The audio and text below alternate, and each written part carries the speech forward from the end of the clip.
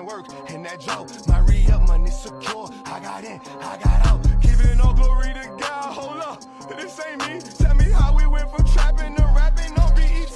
Last week I told investing to the Kansas City Chiefs. Golden rule to invest and make that money while you sleep. They say trap a perfect mixture of Warren Buffett and Meach. No more shoebox money, them portfolios elite. Golden rule to invest and make that money while you sleep. I'm gone.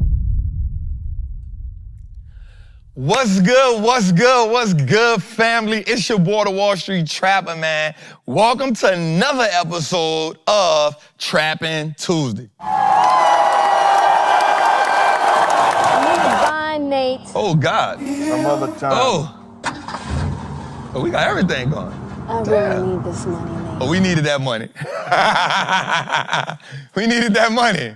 All right, man, so listen.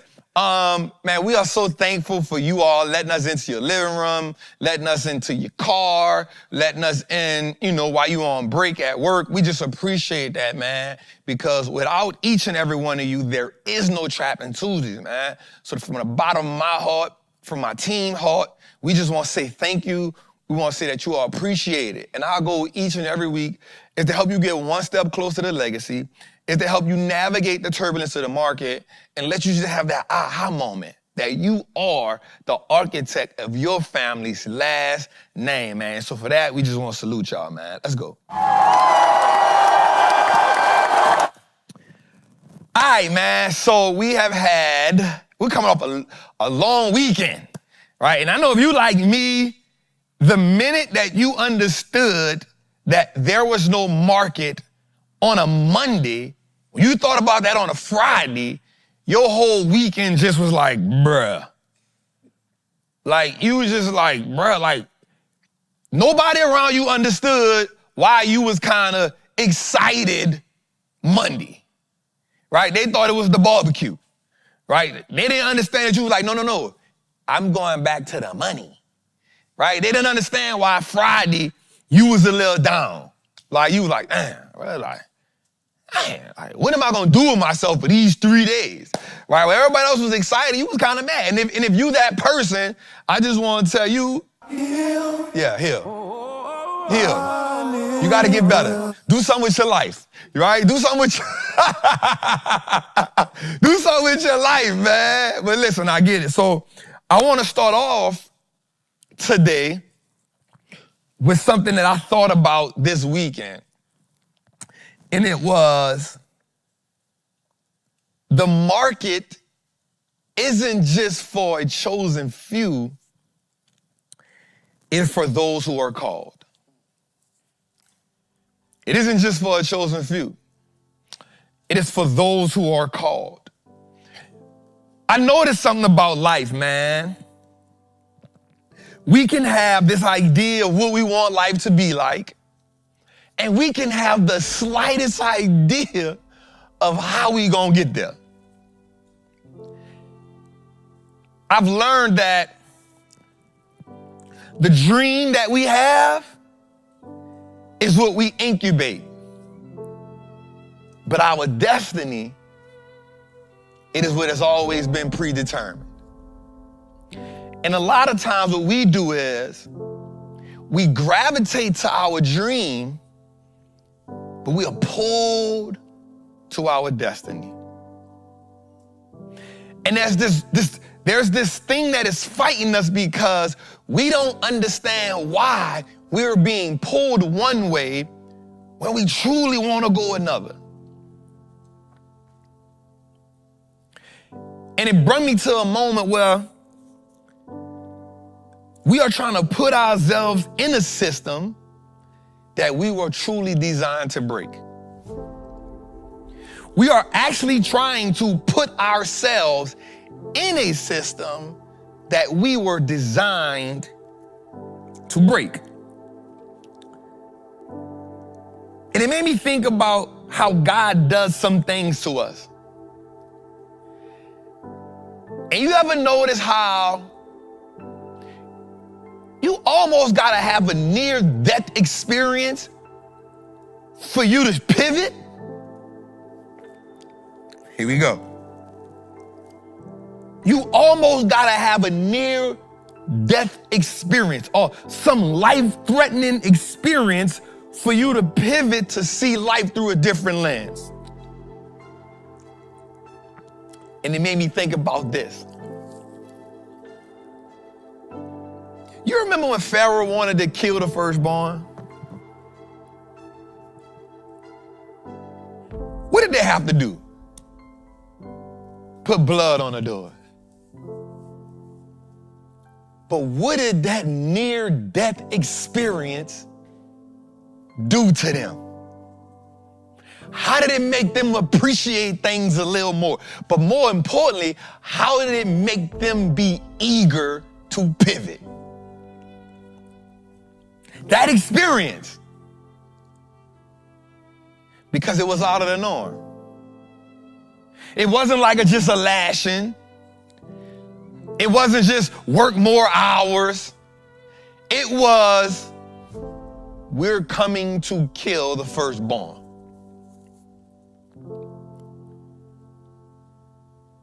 But the dope part about that as well is God wants the first fruit. So how is it that Pharaoh wants to crush, destroy that first fruit, but God says, give me the first fruit? And yet that experience is such a dichotomy, it causes a pivot.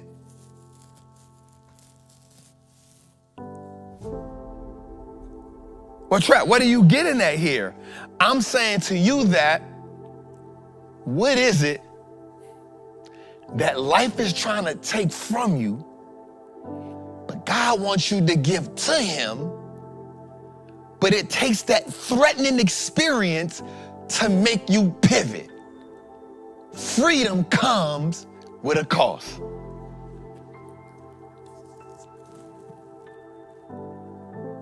Let me put it in this perspective for you. Oftentimes we carry our cross like it's a casket instead of wearing it like a crown. We treating it like it's a inconvenience instead of understanding that it's an incubator.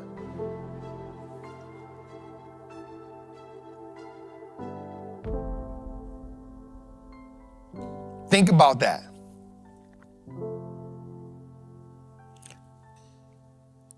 What if you are bearing the cross that will change your family's cycle? That in itself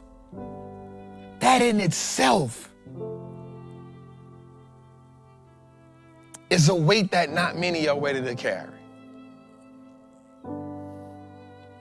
Understand, well, every day when you wake up, you are saying, I am the architect of my family.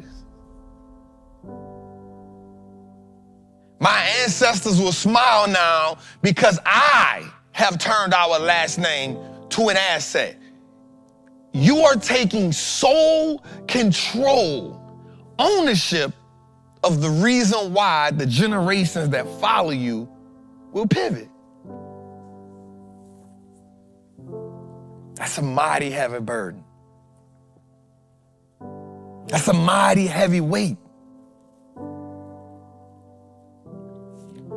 And not only are you making this declaration, but you are now deciding to do it with a tool that was never taught to you, wasn't designed for you, and yet you have the audacity to say, this is the tool that will change the game. I want you to understand how far-fetched that is. I want you to understand how delusional that is.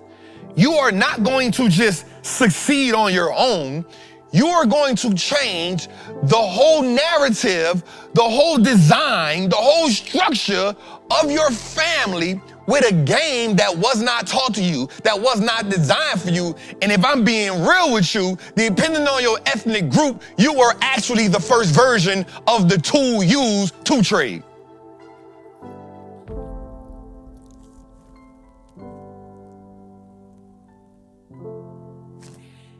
But you're going to use that. So when you make that declaration, I need you to understand that that type of talk, that type of freedom that's envisioned, it comes with a cost.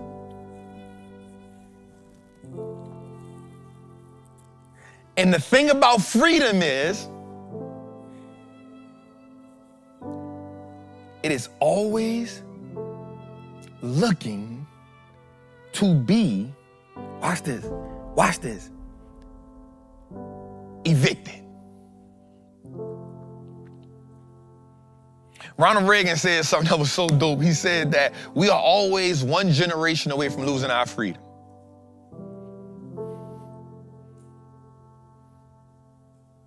So when you say you are the person that will change the dynamics of your family, you're saying, not will I just change it, but I'm gonna put some tools in place for the next generation so they not evicted. And for the next generation so they not evicted. When you make that bold statement, I need you to understand that freedom comes with a cost, and you gotta be willing to pay the price, not just once, but generationally. Yeah. And so that means, in my mind, you're willing to break the system. Because the system isn't designed for us to put in generational freedom blueprints. We are the have-nots. But only if you let them tell you that.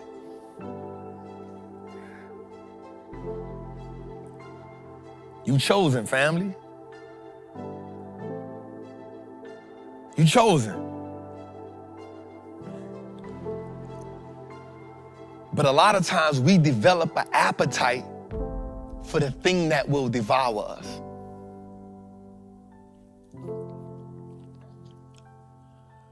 We develop the appetite for the thing that will devour us. You develop an appetite for poverty, and poverty eats you alive. And in most cases, watch me here, you like what it feels like to be inside of the well.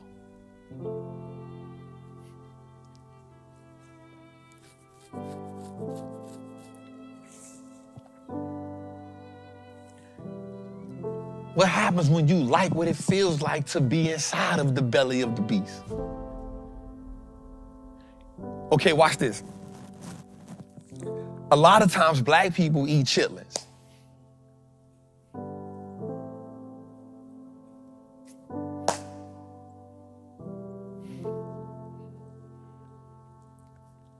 Why? Because our ancestors developed an appetite for waste out of survival. Survival will make you become accustomed to things that are not a part of your natural divine order.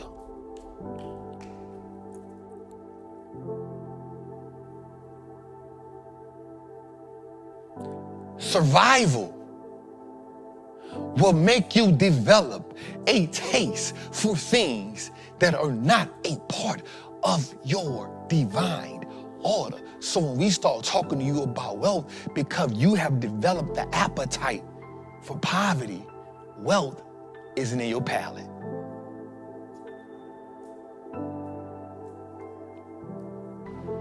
Wealth isn't a part of your taste buds. Freedom become estranged.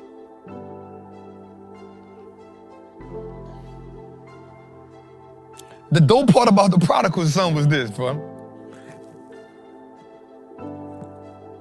He developed the appetite for the pig pen, which was 100% against who he was ethnically.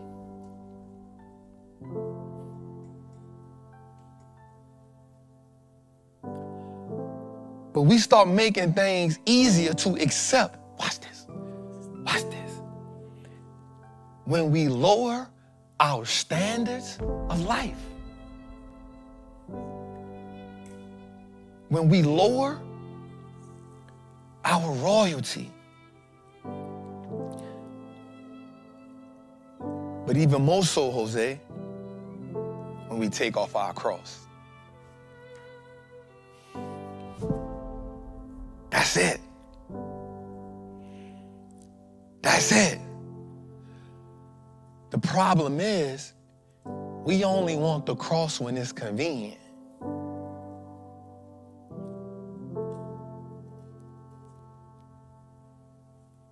We only want the cross when it's convenient.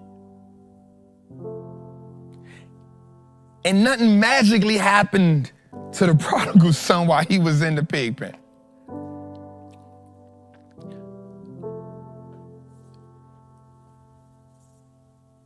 But I personally would beg to differ when I say he just had a vision of who he really was. And sometimes that's all we need. Sometimes we just need a glimpse of who we really are.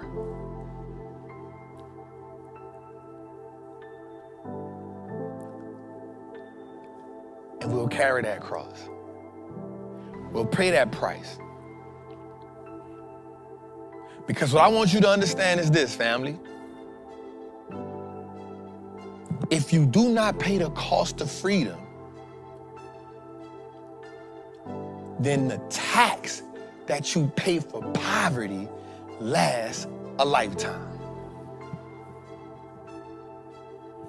If you do not pay the cost for freedom, the inflation on regret lasts a lifetime. If you do not pay the price for freedom, the deficit that you incur will be generational. If you do not pay the price, I promise you, without a shadow of a doubt,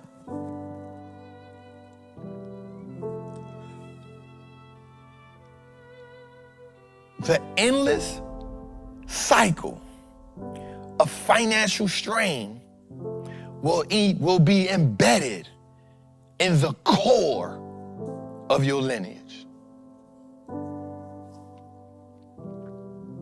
Because I want you to think for a second. I want you to think for a second here. How many generations did it take for you to have the epiphany that this might be a thing? That you might want to break the cycle. And if you take a moment right now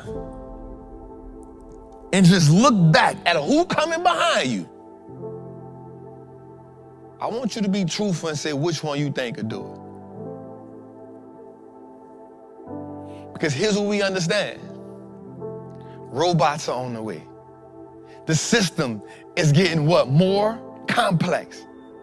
Which means more distractions.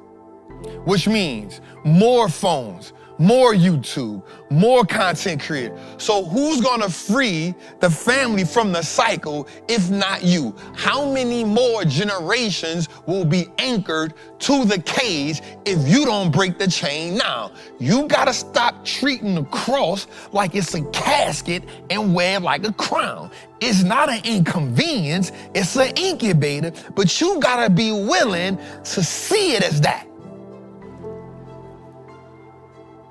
And the problem is,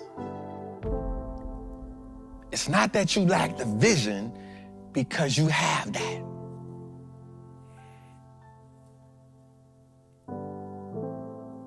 It's not because you actually lack the fight, because you have that.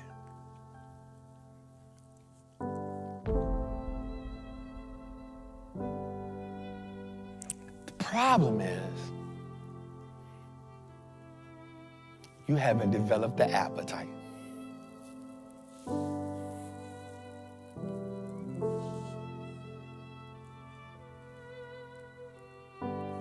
You haven't evolved. The discipline hasn't taken place. The mindset. The things that are truly essential. The resiliency.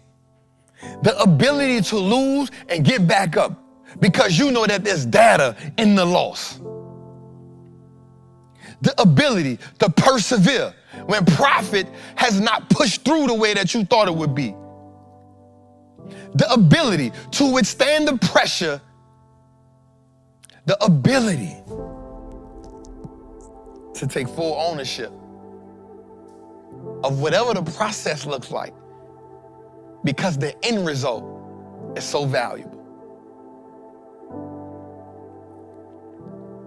Freedom, my friends,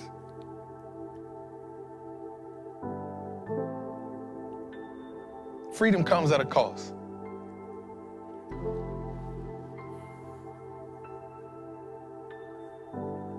And it is the most expensive thing that we will ever pay for.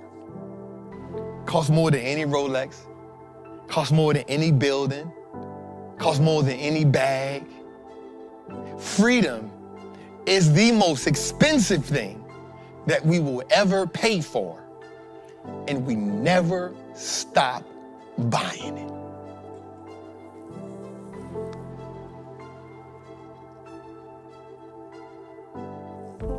Every generation has to make a down payment. The wife has to make a down payment. The husband has to make a down payment. The child has to make a down payment. The grandchild has to make a down payment. The great-grandchild has to down payment. Because if somebody miss, you get evicted. Somebody miss, you get evicted.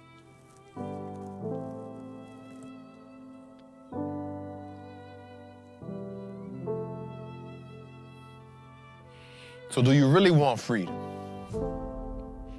Do you really want wealth? Do you really want abundance?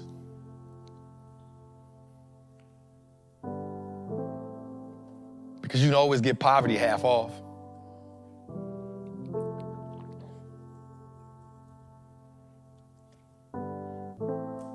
You can always get lack at a discount.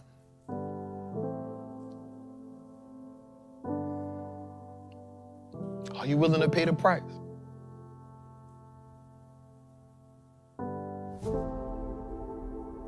Are you willing to consistently put in the work?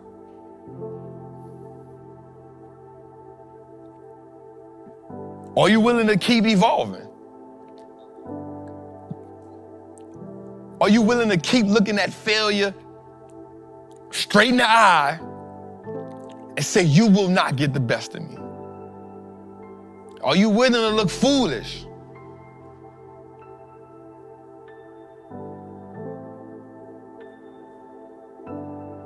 Are you willing to look foolish? Freedom. It comes with a price. And if you look around right now, look at your circle. Look at the people you got in a group chat. Look at the people you talk to on a day-to-day basis and ask yourself this question.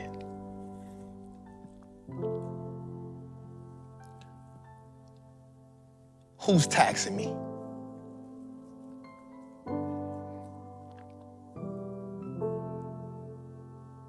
Ask yourself, who's taxing me? Who's extending this sale?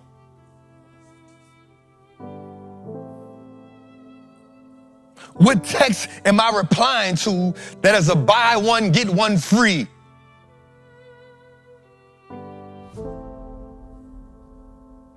What Netflix and chill am I watching that is giving me an annual subscription to the sofa? What Amazon Prime? What Instagram post? What social media algorithm has me on an annual subscription that's going against my calling?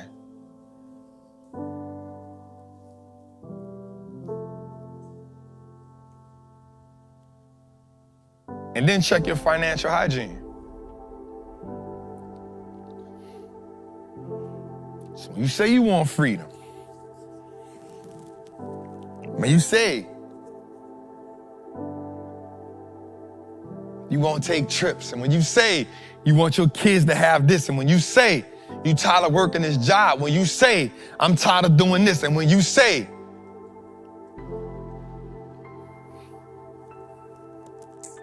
we say a lot of stuff out of our mouth. As a matter of fact, we can say anything out of our mouth. But what is it that you believe in your heart? What is in your mind that you know is true? I'll be honest, y'all. I want this thing so bad some nights I can't sleep.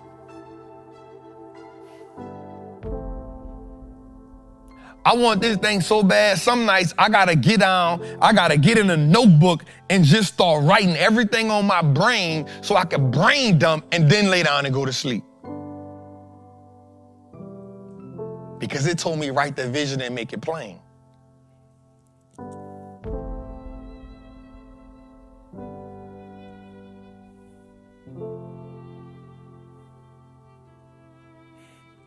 Watch this, y'all.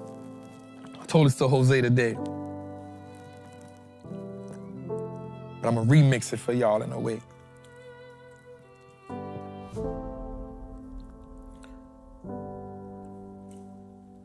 Last night I was up till about 3:30 this morning, and all I could think about was how we building and growing this brand. What's going on in this building? And I thought about something. And I'm not comparing myself to this at no way, shape, form, and fashion, but I know that sometimes you carry the burden so other people can sleep.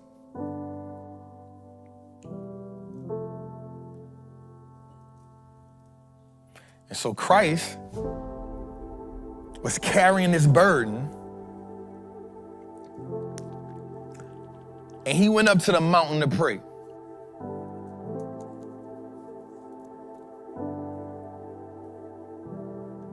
And the disciples was able to go to sleep. Now the dope part about that was he already knew what was ahead of him. He knew what he was about to go face. He knew the turmoil, he knew the persecution, he knew everything that was coming with that, and yet and still he let them sleep. Because the burden ain't for everybody.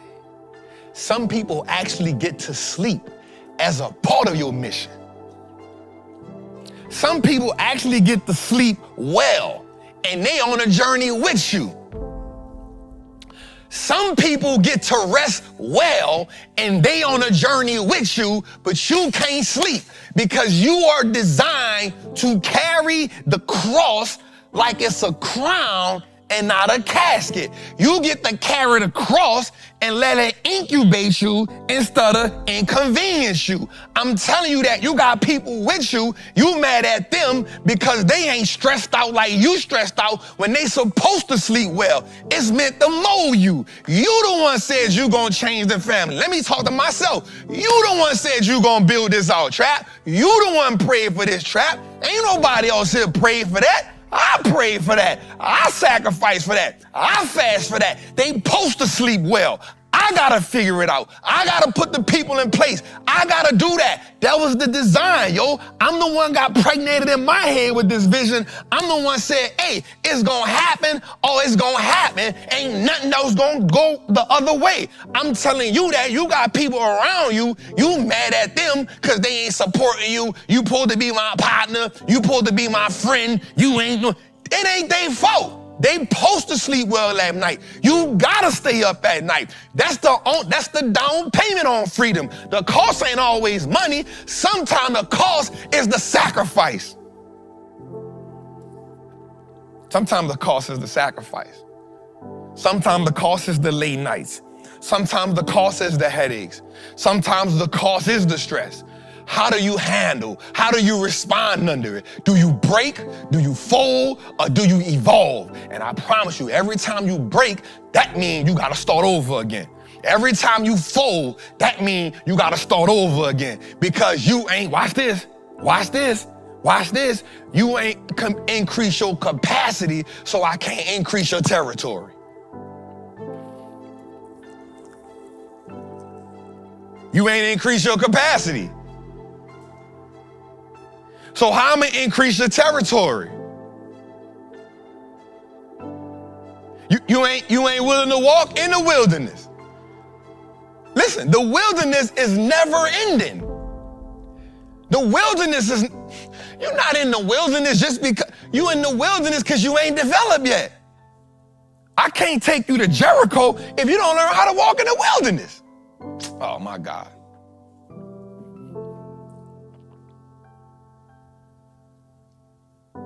You gotta develop, fam.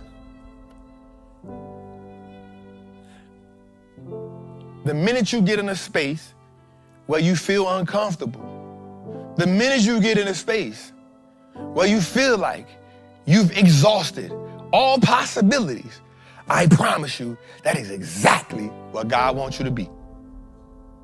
Because at that moment, you've ran out of you and you're supposed to run into him.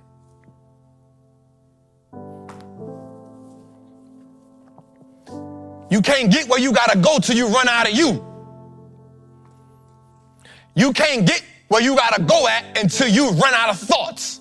You can't get where you gotta go at till you run out of tears. You can't get to where you gotta go at till you run out of headaches. You can't get to where you gotta go at until you run out of stress. You can't get to where you gotta go at till you run out of stuff you can eat. So I can't even eat. You can't get to where you gotta go at until you run out of sleep. You can't get to where you gotta go at until you run out of anger. You can't get to where you gotta go at until you run out of frustration, until you run out of pain, until you run out of all the stuff, till you run out of quit, until you run out of, you can't get where you gotta go at until you say, there's no more me left. And then, and only then, will he say, now we can work. Because as long as you got more you left, you think you all you need. So you keep saying, ain't nobody help me. You keep saying, I did this all by myself. You keep saying, I don't need no handout. So as long as you keep saying that, you got too much of you left. And so that's the price. That's the cost of freedom. The cost of freedom is running out of you so you can get more of him. That's the cost of freedom. That's the cost of freedom. That's the cost of freedom. Because here's the thing about freedom. Anybody who got freedom, you had to run away from something. Anybody who got their freedom had to run away from something. Because freedom is not attained, watch this, peacefully. Freedom don't get attained peacefully. It's never been. It's never been attained peacefully. There's no such thing as a peaceful negotiation for freedom. There's no such thing. It don't happen. It don't happen.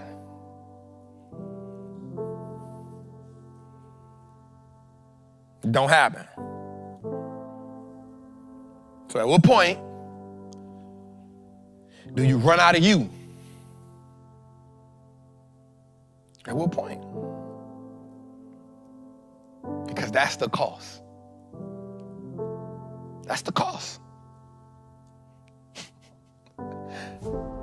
We thought the cost was the dollar amount. Nah.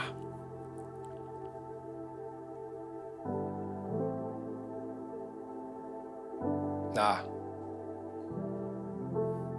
You gotta go through it all. But here's the dope part about it. When you attain it, you understand why it was so expensive.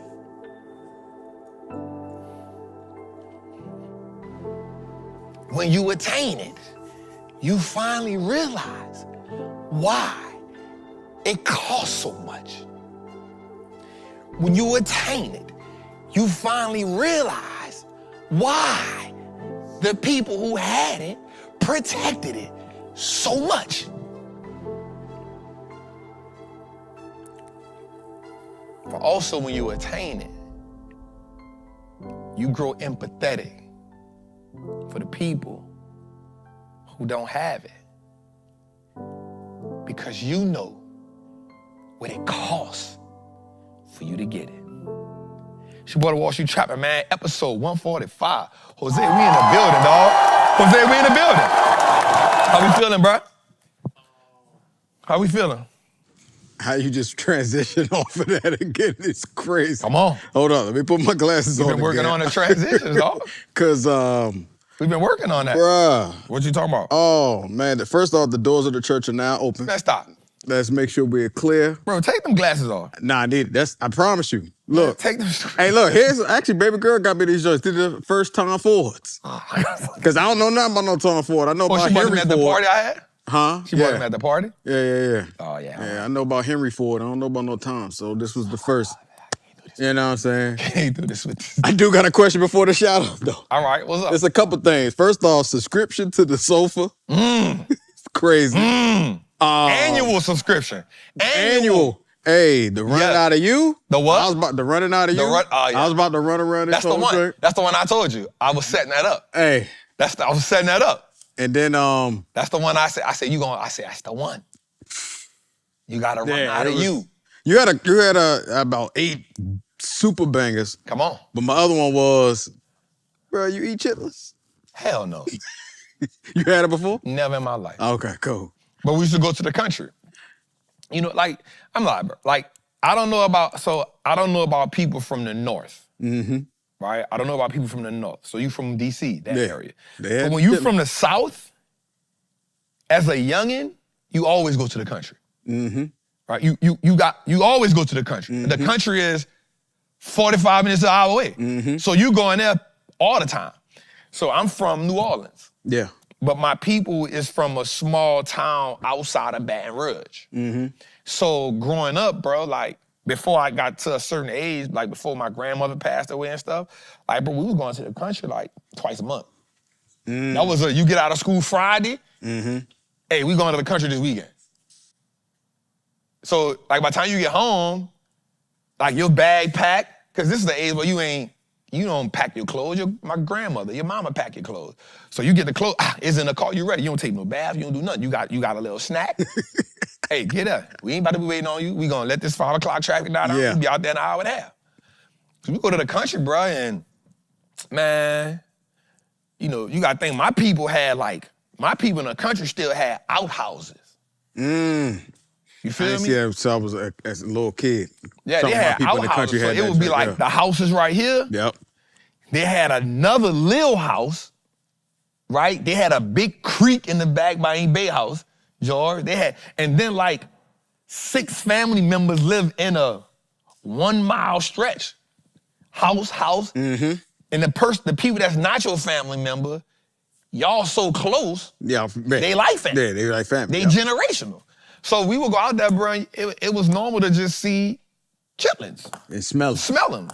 And I'm from the city, so I'm like, hey, that stink. Right. How y'all gonna eat that smell like that? But when you grew up, you be like, oh, they cooking them chitlins over there. I don't want nothing, but they eat them. Then they eat another thing called like cracklings. I heard of it. I don't know what Yeah, that that's is. like fried pork, the skin. Oh, the fried skin. Yeah. Cracklings, and then they'd be like, then they ask each other, you want them hard? You want them fried hard? What? My grandma used to eat them things, and one time she chipped her tooth.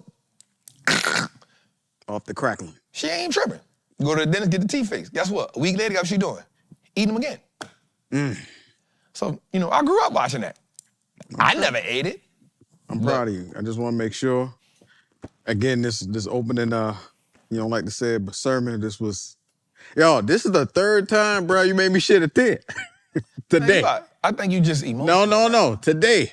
So, see, y'all we had a moment earlier. I'm being serious with my dog, and now you got jokes. This is why I don't be trying to. No, I'm saying, I'm thinking you going through something at the moment. Just still you need a word. You know what I'm saying? You be coming through with a word. Because they always say familiarity breeds contempt. I be true. like, my familiarity breeds respect, right? For sure. So as I'm hearing, I'm like, bro, I separate like, dog, that's the word I be needing. Yeah. You hit me today with that. Yeah, You hit that me today with thing. that. Right Now, on today, time. I'm not gonna lie, today, bro, so I said something, bro. I was, bro, like this weekend was a good, you ever have some weekends where like, not even just weekends, but moments where you just be like, I know I do, where I just be like, talking to God. It's something about, I might pray 5, 6, 7, 8 times that day. Like my spirit just be like, God, I need you right now. You know what I'm saying? And I'll be, so I'm gonna tell you what I listen to. So let me tell you this. I'm gonna just say it. When I really need to hear from God, and I need to understand this, watch this. When I really need to understand how God works. This about to be, people about to go crazy when I say this, because they're gonna be like, what? When I need to understand how God works and how he works in a black man, I listen to Farrakhan. Okay. I listen to Farrakhan. Okay. But me and my partners got a saying. You gotta listen to Bowtie Farrakhan. What's the difference? Bowtie Farrakhan is the younger version of Farrakhan with the bow tie. He at his top. My 3 favorite sermons is Only God Can Make a Man. The next one is The Mind of God. And the third one is The Knowledge of God. Crazy.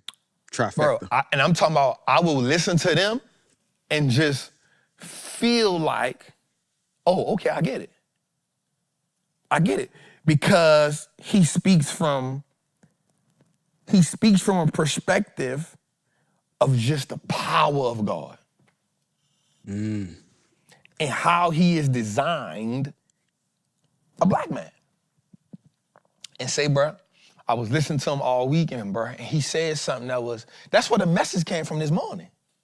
So It didn't come from that, but what happens something is, just came up. Yeah. what happens is when you listening for God and you listening to somebody who you feel is really articulating the message the way you need to hear it, it opens you up to something. Right? It opens you up to something. And so, and I can't think of which one it is, he was talking about how, he said something that made me laugh so hard. He said, now Jesus is God's main man. Right? He said, that's his main man. And I like when he do that because he get into this little hip kind of like, he switched from like the minister to try to be like, now he's God, that's his main man. He said, and then Romans was all in his mouth. And bro, I just bust out laughing because I pictured Christ getting whipped by the Romans. And he said, God said, get up, boy. I'm with you. Just like that. Get up, boy. I'm with you. I ain't going nowhere. And bro, when he said that to me, I said, yo. And that's when I had this thought that I talked about this morning. And for people that didn't catch it, and I had to call somebody to see that, make sure I wasn't wrong. So the perspective was this. So I want you to listen to this, right? Here's my perspective. The only way you can believe this, the only way that you can rock with me on this, you may not rock with me on it, but the only way you can rock with me on this is if you believe that Christ was God wrapped in flesh. It's the only way you can rock with me. If you don't believe that, then you're not going to understand what I'm saying. So my perspective when he said that came from this. If Christ is God wrapped in flesh, hear me, and we say that God is all-knowing, right? If we say that God is all-knowing, then God already knew what was going to happen to Christ on the cross, right or wrong, all right?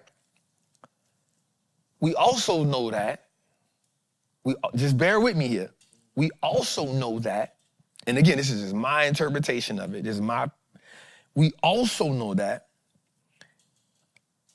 it took for God to come be wrapped in flesh to experience what man felt on earth. Yep. Because as God, he didn't know he like, hey, they tripping. I know what I created. They tripping. And there was even a moment in time where he said, you know what? I shouldn't have made y'all. Right? That ain't me. That's what the word said. But then he comes in the form of Christ. He knows what the end is going to be. But the persecution got so bad, the physical version of God had to tell the spiritual version of God, take this cup from me.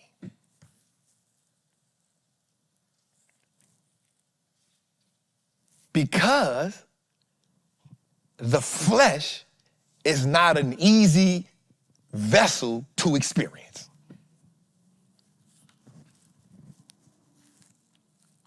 You feel me? So it made me think, like, wait, hold up. We get so caught up on the mistakes we make. We get so hung up on falling short. When God, in the physical, had to tell God in the spiritual, hey, take this from me right quick. But then, this is the most important part, he came to himself and said, not my will, thy will. Which means he surrendered. What you about to say?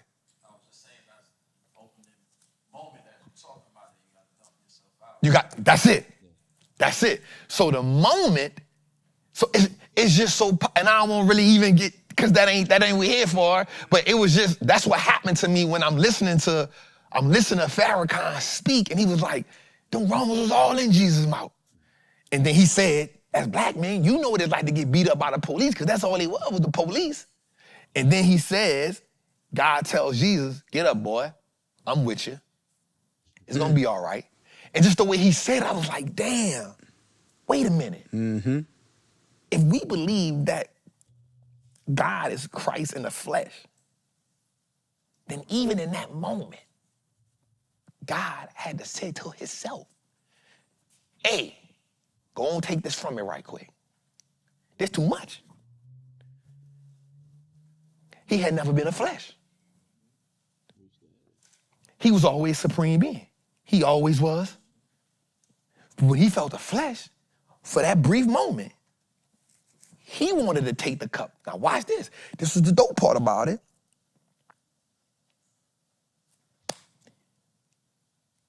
Jesus prayed that prayer 3 times. Yep. So even before he prayed it in Gethsemane. So even before he even went and got on the cross, or got to it, I don't want to deal with that. I'm saying all that to say this. And again, agree with me.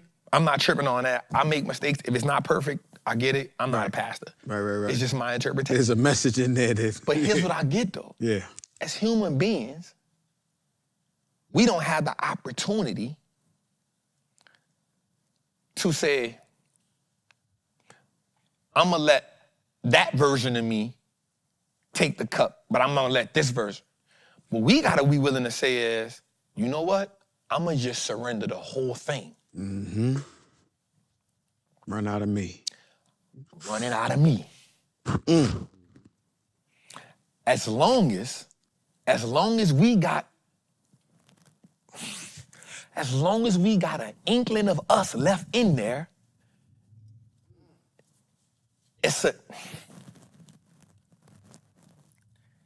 which brung me, okay, this is a stock show, but see, now you got me here. You should have did that. Hey. So, which also brings us to this situation, Jose. God only be wanting us to be accountable.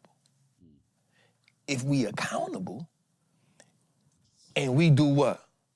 Hey, God, I screwed that one up. God is a forgiving God. He gives us grace.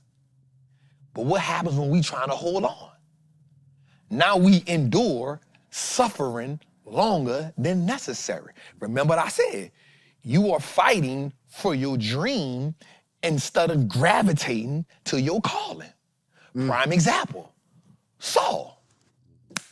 I told you, kill everything. You said, there's a few things that I won't keep. Samuel says, what are you doing? Saul says, it's a few things I won't keep. Samuel says, you're out of your mind. Saul says, it's a few things I won't keep. It ain't no big deal. God says, hey, get him out of here. Samuel can't do nothing about that. Watch this. So now Saul is holding on to the itty-bitty parts of him that ain't worth his destiny. The one thing we learn about God is he will separate himself from insubordination.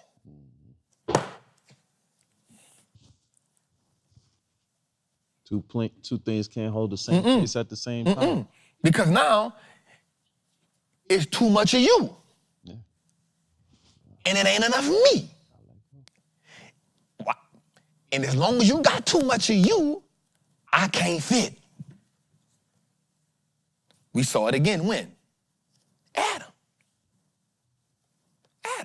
I created all this for you, dog. I got you. But you know what? You're not supposed to be here by yourself. So guess what? I got you. I got something for you. Guess what happens? She bug out. That's cool. He go to Adam. What Adam say? Man, you created that for me. I ain't create that. You brought it to me. What? No. I didn't create her. You created her. I didn't even tell you I wanted her. No accountability. Eve, what's up? Hey, I was seduced by the serpent. Wait, what? Okay, guess what? I gotta create a barrier. I'm not gonna do all the will with you, but I don't got rum. And so we see it time and time again. So we gotta be willing to empty the cup. We gotta run out of ourselves. But the thing is, bro, this thing right here that we covered in, this is a greedy monster. This is a greedy monster. And it has an endless appetite. And here's the thing about each and every one of us. Whatever we feed, we grow. Whatever we feed, we grow. So what are you feeding this monster? What are you feeding it? What are we feeding this monster? And so are we willing to be empty in it? Are we willing to wake up empty and end the day empty time and time and time again? Because all it takes is one, hey, that's all it takes. I'm gonna show you how that makes sense. You can say, hey, you know what, bro? I'm on the street, bro. Like, I'm working out every day. I'm in it. Man, today I'm gonna sleep in. It becomes that much easier to sleep in tomorrow. And you know what? The second day, it's real easy to do the third day. Yep. And before you know it, you telling yourself, I'm gonna get up. That's the thing. There's always a gravitational pull to starve it. The problem is, the more you open the crack, the more you give birth to it. Right? So watch this. Why am I doing this? We're supposed to be talking about stop. I don't like when you do this. I do not like when you do this, bro. I do not like when you do. I fall for the trick every time. It's good. Watch this. Hear me out. Jesus is in the desert. Empty stomach, 40 days. It's the weakest you could be. 40 days, no food, no water, you in the desert. Here's the thing I've learned, though. Here's the thing I learned, what makes God so dope.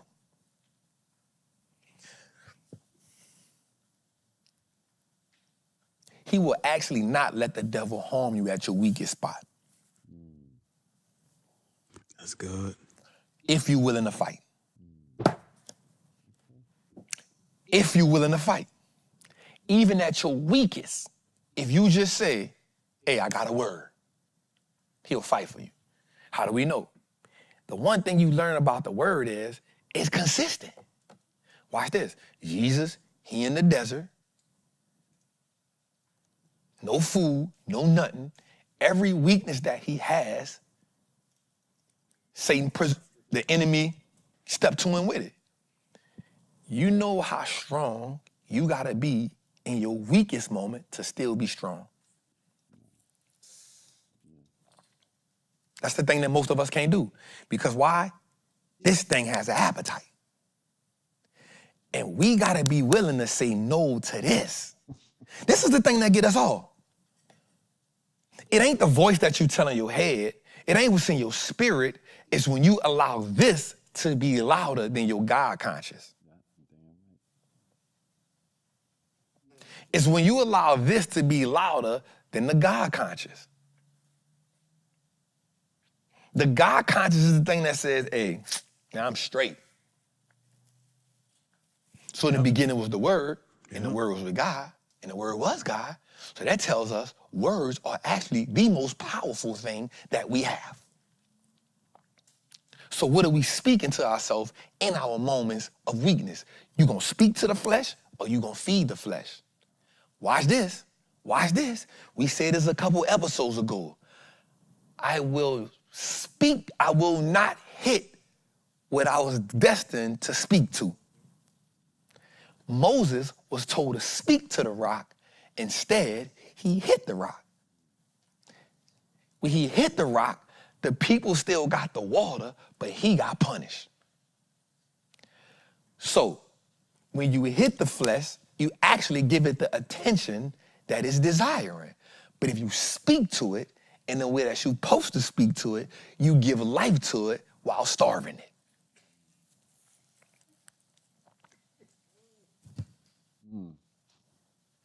You feel me? If you hit the flesh, you actually give it the attention and the friction and the action that it needs. How do you start a fire? Rubbing two rocks together. That's how you start a fire. If I hit the flesh, if I talk. Listen, Moses spiked the rock, it gushed out. So watch this. The enemy can give us what we want if we do opposite of what God does, and because we feed the flesh, we don't know where it came from.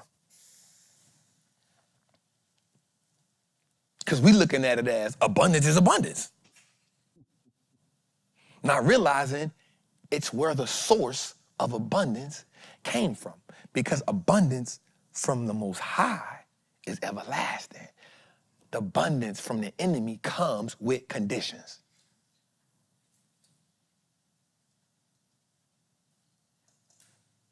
It comes with conditions. And here's what we do know. When we sit back and we look at people, and this has happened time and time again in our lives, bro. We can sit back and be envious about people and be like, damn, bro, they got the success. They got this, they got that. And you watch them for a long time. And all of a sudden, 5, 10, 12 years later, you see their demise. But, and now you like, oh, man, because you envying with the flesh. And what happens is, watch this, Jose, the more we envy something, the more we create an appetite for it. The aroma of the thing we envy becomes enticing. You feel me? The aroma of the thing that we envy becomes enticing. You cannot be tempted by something you are not desired to have. I never wanted to smoke crack a day in my life, bro. Right. There's not a day in my life I wanted to smoke crack, bro. I've never wanted to shoot heroin, bro. Never in my life. So even when my partners around me, I'm like, hey, bro, I never wanted to drink beer. Not a day in my life. You cannot be aroused by or tempted by a thing that you have not created a desire for. But the aroma of the thing that you desire creates an appetite. And at some point, that appetite has to be fulfilled. At some point, no matter how long you go. This is why some people say, hey, so people can be like, yo, I'm not an addict no more. Why are you not an addict no more? Are you an addict because you lost the appetite for it? Or are you not an addict just because you switched environments? Because if you switched environments, you just avoided, you didn't address. There's a difference between avoiding and addressing.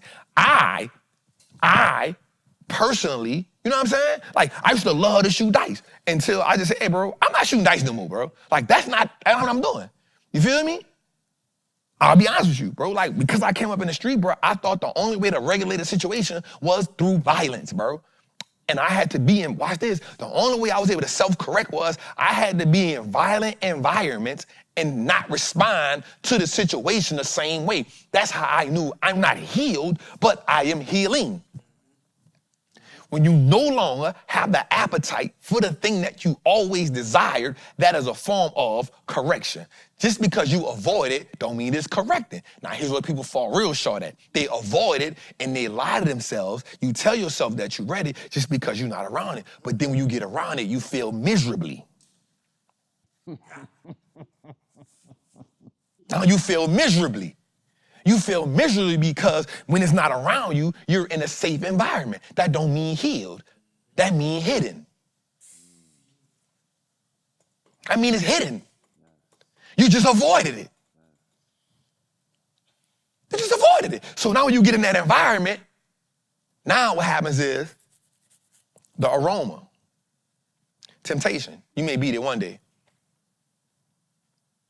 You may beat it 2 days. But even God tells us, don't tempt the flesh. Don't play around with that animal. You got to kill it, and you got to kill it every time you get a chance. You can't just kill it. You got to assassinate it. You got to slaughter it. And here's what happens, bro. The thing about the flesh is such a greedy monster, bro. It only increases the appetite until it devours you. People start off doing what? Start off, I'ma snort it. And then you go from snorting to rolling it in your weed. And then before you know it, and then you go from shooting it in your arm and you run out of veins. You start shooting it in your foot. You stop shooting it in the foot. And if you're a man, you start shooting it in your penis. And then when they're trying to draw blood from you, now you don't got no veins. Anytime you feed the flesh, bro, it will devour you. So this is why we can't judge people. Because some of us are hiding from things that other people are suffering with. And it just took another form. At the end of the day, it's all the flesh. All right, bro, we got a goddamn show. My bad, bro. I did not mean it. Hey, how you let me even go into that rant? Yo, hey, we needed that. Look, I'm looking at the chat. You know what I'm saying? We got a couple, but everything else, everybody there. My last question. Yep. If I hit you like at night, it'll be like, yo, I just wanted to tell you sweet dreams. Yeah. No. I mean, you know. You see the TikTok challenge? I think Nat showed it to me. They be like, yeah, I just wanted to. You know, I think every man gon', act weird with that because that ain't what we used to. You know what I'm saying? Like, I thought it was the funniest thing ever. nah, I was laughing at it. I just think that we not used to that. So of course you can be like, hey, bro, what the hell wrong with you? But also watch this. I'm gonna tell you something that's real. I knew you about to go get serious. Nah, I'm gonna get off that. What happens is too, though, bro. Like, the society we're in right now is like our manhood always up for debate. Yep. Like our manhood always up for debate. Yep. I'm gonna give you an example, bro. Just the same night, the other night, bro, I was looking at Def Comedy Jam. Right? Oh, episode number 1, Martin Lawrence is the host. Bruh, Martin said some wild stuff. I'm talking about wow. I was like, huh, bruh? Had he said that today, oh, it's more than this, it's more than that, it's more than this, it's more than that. But back then it wasn't. Our manhood is always up. Our manhood is up for jeopardy, and it's debated. We always gotta defend our manhood. Mm-hmm. Pause. Man, I ain't saying no pause. I'm 43 years old, bro. If I got to say pause behind something I said, bro, that's on you, not me, dog. You think about that? I ain't thinking about that. That's the fourth thing from my mind, bro. I'm 43, bro. Like, I'm good. That ain't never been a thought in my mind. But our manhood always up for debate, bro. That's like when I was vulnerable earlier and y'all clown me. You see, You see, I brought that back full circle. Ain't nobody clown you, man. Just shout out the people. Shout out my people, man. Man, Rams was good. Seb Banks was good. Big Bell was good. Dr. DJ Turner, D Junior Turner Remix was good. Leon Barnes was good. Nettie was good, love. Vontae was good, man. Paul Bricks, I see you, man. I see you, fam. A-Law was good. Jermaine was good, family. Mike J was good. Nat was good, love. I appreciate you, baby. Cheesy Bread was good, man. Shazam X was good. Double Law was good. Larry Morgan was good. Jack K was good. It's going too fast, I ain't gonna lie. Tory Walker was good. Big Bull was good. Thavion was good. Nathaniel Higgins was good. I see y'all, man. I see y'all. Mr. Ice was good. Alex was good. I see you in the Patreon. Patreon was good. Travis Nanos was good. Junior Cruz was good. Xavier Bell was good. Infamous Troy was good, family. Let's go. Anyway, that's all I got. Carolina Blue was good. I don't want to stay too long because we've been in the show an hour. Jose ain't tell me nothing. This dude be tripping, bro. This dude really be tripping, bro. Yeah, bro. How you be letting me do that, bro? I'm thinking about clips. I'm thinking about content. Nah, and some of the people need it. Shoot, I be needing it. Sometimes I'm selfish. Nah, bro, I be, bro, you know, I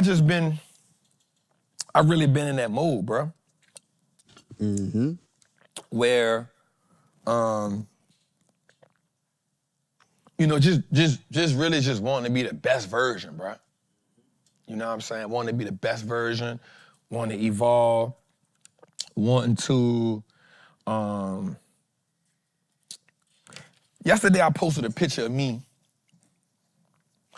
2005, in prison. Oh, yeah. Had 2 years left, bro. And, man, last night I just thought about that version of me. Right? I thought about that version of me. And I literally, bro, real talk, I was in my house, bro. Not gonna lie, I was in my house and I was looking at my house and I said, dang, God, I said, man, I ain't worthy of this. not from the perspective of I'm not worthy, but from the perspective of I know what I've done, I know what I've been through, I know what you've gotten me out of, and yet and still you allow me to be here. You feel me? And so, bro, like, when I posted the picture, bro, I just sat down for a minute, dog. And I kind of like write my captions from the heart, bro. And I thought about 3 instances in my life, Jose. The 3 instances in my life that was real heavy was seeing my mama get shot, me getting shot, and then me shooting somebody. Those 3 situations changed my life. And for the longest, bro, I went through life normalizing that reality, like it didn't happen.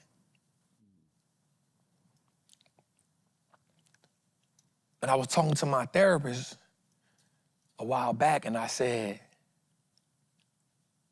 you know, I never dealt with any of those, and I think I need to talk about it.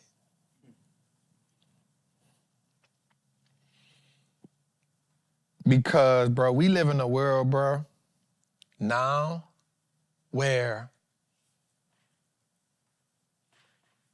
bro, we don't have no remorse for taking each other's life. I look at my cousin right there, dog. Much as me and this dude bump heads, and we don't bump heads a lot. I ain't gonna act like we just be on some. We don't bump heads a lot. But bro, I risked my cousin's life on a few occasions, bro. And he was just, I don't even know, I'm gonna be honest with you, bro, and I'm saying this, and he right here, bro, I don't even know why that nigga followed me. I don't know why. I don't know what in him made him say, because you never know what somebody else got going on, made him say, bro, that's my cousin, I'm gonna ride with him. And he know, because he was in the army, he know what we about to go do is some shit he probably did in the army. And I'm just like, and I went through that moment, and I had a partner of mine who he had just had his first kid, and we go hit a lick. And I'm like, damn, I was risking people's life all the time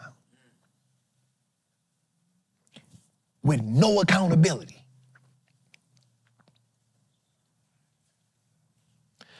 And I was cool with getting people, black men, to risk their life with me. Bro, I was in my house last night and I just was like, God, man, thank you. Thank you. Because a lot of those situations, bro, we were that close. That close. And if I'm not mistaken, there was one situation where Cuz really got mad at me because I told him no. I could be wrong, but that nigga got mad at me. I said, nah, Cuz, you can't do that. Man, you tripping, man. I said, nah, bro, we good. But it was a part of me where I had a brief moment where I said, hey, if this don't go right, I don't want to argue with his mama. That nigga older than me. I wasn't scared of the court system. I said, if something happened to him, I can't show up. I might well go with him because I don't want to answer his mama. And I'm saying that to say, bro, like, bro, I really don't want, like, there can never be beef with me and another black man in this space at all, for sure, because I know what it's like to have your life on the line for real and somebody get hurt. Somebody mama crying, somebody lost somebody, bro. And bro, I said, yo, I told my therapist, I said, I need to talk about that. I need to offload that. I need to offload that. Because that version of me, bro, was with all the foolishness. And I'm talking about, I come home from prison, it was with the BS. That's after the 10 years. That's after the 10 years. And so people always say like, man, how somebody go to jail and come home? And because prison only breed monsters. Prison breed monsters. There's a few that come out but for the majority, prison breed monsters because all you doing is talking about the monstrosity that you created on the earth when you was free. That's what you talk about. And how you could have did it better. Man, if I wouldn't have did this, this would have happened. Man, if I wouldn't have did this, I would have did this. Man, I should have did this. I wasn't even thinking, dog. Man, what you did if you was in this situation? So now what we doing is we putting scenarios together in our head because we know we going to face the same situation again. How do I get better? Bro, I promise you, there was a point in my career in prison where I literally said, bro, oh, I could do another 15. There was a part of my prison journey. Well, I was like, I come in, I'm 16. I probably get home when I'm about 26. Shit, I got another 15 in me. Shit, about 40. I'm good. I'm still good.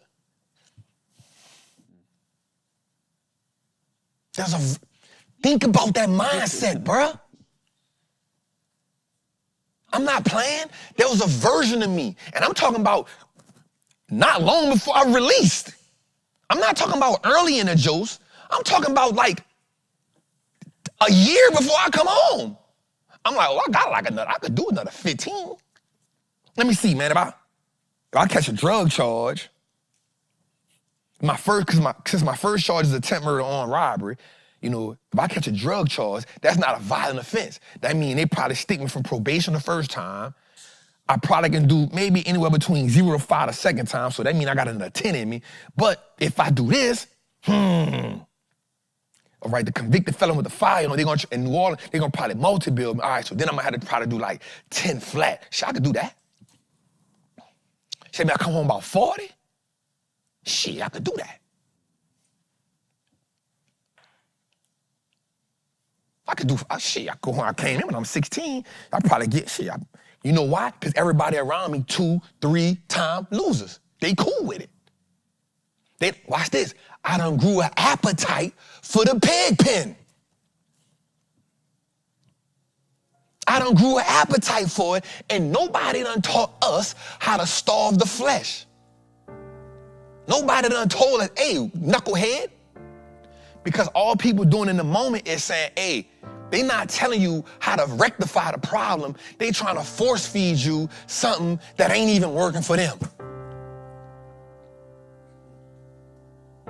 Hey, go get a job, go do this. Bro, you can't tell it to somebody that been hustling their whole life. You can't listen, real talk, and I'm gonna be honest with you right here, bro. Like, brother, people in the streets, not in the streets for money. Let me just make that plainly clear for you. Let me make that plainly clear for you. You ain't in the street because you know you, listen, that's a lie that you tell yourself. But in reality, bro, the people you see in the street, bro, there's only a few people that's really getting money in the street, bro. All the rest of that crap is a bunch of lies, bro. There's only a select few that's really getting money. Everybody else rinsing, repeating, they going through the same cycle. You barely got bail money. You barely got lawyer money. You barely got that. You barely got bail money. You barely got lawyer money. You need people to do what? You ain't set yourself up. You don't got life insurance. But what happens is, bro, we get accustomed to living that life because, watch this, we feel like runaway slaves. A runaway slave is not free, but he's not on a plantation. They always running, ducking for their life, but they not on a plantation. So they can tell a slave on a plantation, man, you still on the plantation, but you can't feel with the free slave feeling because you always looking over your shoulder. You always one turn from getting caught. But it's the adrenaline rush of the streets. It's the idea of outsmarting a cop, outsmarting this. And what happens is now we've breathed a generation of young black men that don't value their life. They done put a discount on their life more than we did. If they go appraise their life right now, it's worth far less than what ours was worth. But it's not because it's that, it's because we going to the wrong appraiser. We letting the wrong person and the wrong people appraise our life. And I'm telling you, because that man on the screen right there, doing a 10-year bid, I was willing to do another 15. And I'm gonna be real honest with you. I was tweaking to catch a murder case to beat one.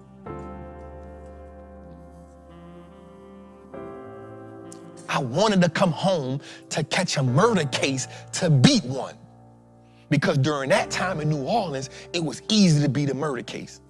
So when I first came home from prison, I wasn't even home a month yet when I moved back to New Orleans. A dude told me this dude was trying to rob me. I promised the guy, I called my dog Fatty. That's why I love him so much. He just did 20 for a manslaughter.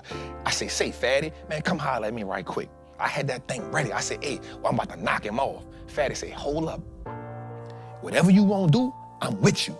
But check this out, brother. Don't let somebody make you do something that they want to do, but they don't got the heart to do it, but they know you about doing it. Don't be a crash dummy. You just did 10, I just did 20. If you want to ride, I'm going to ride with you, but don't be a crash dummy. And I say, bro, you right. You right. I literally went put the burner up. I'm in New Orleans, bro. I got a 223 for $150. How is this possible? How is this possible to get a military rifle for $150? How is this possible? In the hood. How is that possible? With the double clips. 50 shots, both sides. Duct tape. How is this possible? I tell my dog every day, I say, bro, man, you saved my life, dog.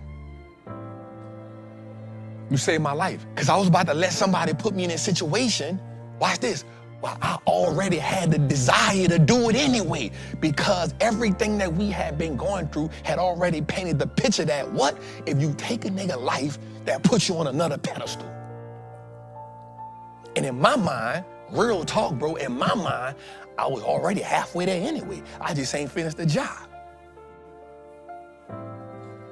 I'm just being real with you, bro. So last night, bro, when I'm looking at this picture last night when I made that post, it ain't had nothing to do with nobody but me looking at myself in the mirror like, God, thank you. Not for the money, not for the house. That's extra. I'm a free man at 43. I'm alive, God. I made it through with people. Bro, I know dudes, the day they stepped in the street was the day they got killed, bro. I know a few of them. The minute they jumped off the post, they jumped in the casket, bro. I know a few of them. I know a few of them. And if you've been in the street, you know a few of them. The minute they hopped off the post, bro, they jumped in the casket, bro. They wasn't ready. The streets don't got mercy on nobody, bro. So I be damned if I beef with somebody on Instagram, bro. You know what I've been through in my life for real, bro?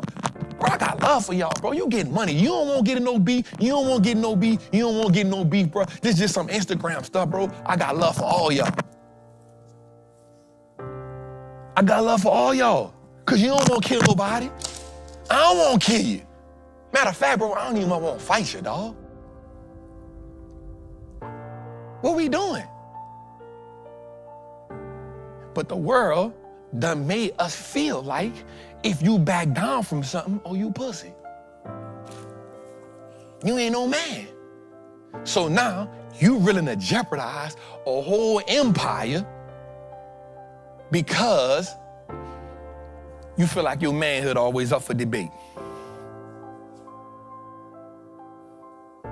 And what they say in the book, pride comes before what? Destruction. Destruction. So, bro, when I look at that picture, bro, let's say 3/10/05. I had 2 years and 9 months left. And I still thought I had another 15 in me. Because you know why? It ain't break me. Everybody in there was on. So, bro, like, I look at them pictures, but I be like, dog, like, man, thank you, God. Thank you, God.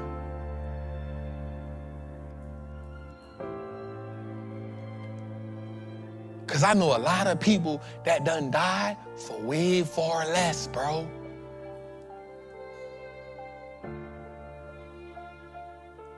And I still deal with that, bro. I still deal with that. There's stuff that I did in my life, bro, that some nights I can't go to sleep, bro. I got to get on my knees and pray to God like, God, man, listen, that ain't me no more. You know I ain't living like that, God. Watch this. Empty this cup from me. I ain't drinking from that cup no more. It's been a long time.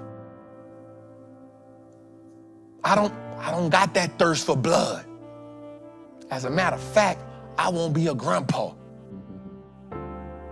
As a matter of fact, I'm planning 10, 15 years out now. As a matter of fact, I'm trying to eat right, exercise, so I can make sure in my 60s, I'm good. I'm not eating the food because I won't be, we can't eat that. Bro, I wasn't thinking like that on that picture.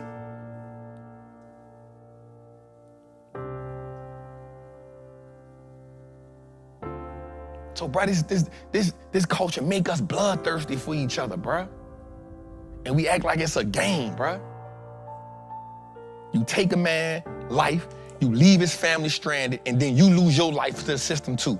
Everybody lost. The court system won.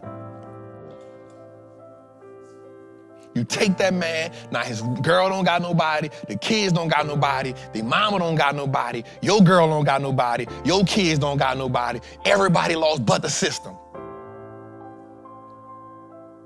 Everybody lost but the system. And now, his people paying for a funeral, and guess what your people doing? They trying to collect call for you, and you getting mad because they can't collect the call. You getting mad because they ain't spending no money on your books. You getting mad because they ain't sending you no pictures. You getting mad because they ain't wrote you no letters. But you ain't getting mad when you the one that put you in there. You ain't mad at the system for telling you the appraisal on your life was half off. You ain't mad because they don't ever tell you what your life worth. They don't never tell you what's the value of your life. They don't never tell you what it's like to be a grandfather. They don't never tell you that there's power in your loins, that you create generations. They don't never tell you that. They tell you a killer. They tell you a nigga. They tell you a dope boy. They tell you a street nigga. They tell you that. And then what happens is when you hear so much repetition, you hear so much, you start wanting to stand in it. You hear so much, you think that's all you could become. You hear so much, you believe it. You only want to listen to music that feeds that. That's why I get up in the morning, bro. Gospel. I get up in the morning, I want to listen to something that's going to feed in me. I want to listen to something that's going to tell me you a king. I want to listen to something that's going to tell me you can be successful. I want to listen to something that's going to tell me starve the flesh. I want to listen to something that's going to tell me about being a successful black man, running a business.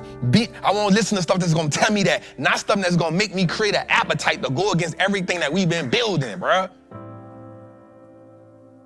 I want to be around men that speak the same way. I want to be around men that understand what we got, what we building. I want to be around that. So when people come in with negativity, I'm like, hey, bro, I'm good, bro. Call me what you want, bro. I'm good, bro. And then here's the thing about it, bro. I don't even follow it up with, you lucky I ain't the old me. I don't even follow it up with that. That's the strength. When I can say, hey, you got that, fam. I don't got the rebuttal to that ain't, you lucky I ain't the old trapper. You lucky this ain't me 5 years ago. If you to know the old me. No. That's gone. Yeah. I'ma keep Denying the flesh because I don't want to even create a crack where that part of me think it's okay to come out.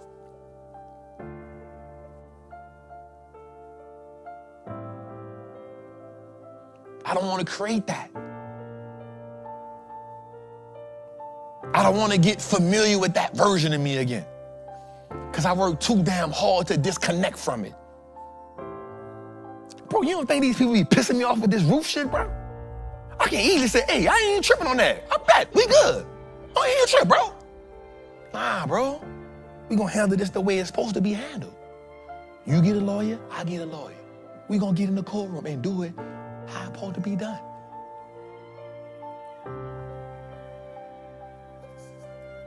Come on. Come on. They want to see the angry man. They won't see you angry. They won't catch you slipping. They watching you. When they see you successful and they see you changing people's life and they see, hey, bro, they sending from, I told somebody this the other day, bro. I said, I truly believe in my heart of hearts that people are not evil, but I also believe that the enemy uses people in different seasons of your life to bring out a version of you so he can. I don't believe it be people. I'd be like, nah, bro, look at the enemy right there. I see you, man. You can't even hide. But I see you. Guess what, bro? Check this out. Just think about this for a second. Eve saw a garden snake. Where was she at? That probably was a garden snake. At what point has Satan ever, or the enemy ever, used something to get you that was out of the ordinary? Never. Never. He gonna always use something that's familiar to that environment. So whatever the serpent was, whatever it is here, guess what? Samson. He didn't use a nun. He gonna always use something that's familiar with the environment to entice us. It's never gonna be something that don't belong. Why? Because you can easily say, hey, that don't even go right here. It's easy to fight that off. So if you starving, guess what he gonna use? Food. If you thirsty, guess what he gonna use? Something to drink. If you a man and you weak to the flesh, guess what he gonna use? If you can't control your, guess what he gonna use? If you can't control it, guess what? He gonna use it. Until you develop the discipline to say, hey, I'm good, I'ma think from here. Hey, it ain't worth everything I'm building. If you an alcoholic, guess what he gonna use? That's why we gotta kill this beast every time we get a chance. Every time we get a chance. Man, let's do the mantra, bro. My bad, bro. God dang. Bro. I ain't saying nothing else the whole show. Yeah, bro. Nothing else. Hey, don't even use all them slides, dog. I'm shutting up. Jose, don't say nothing. Cut them slides down. You heard me? Dang.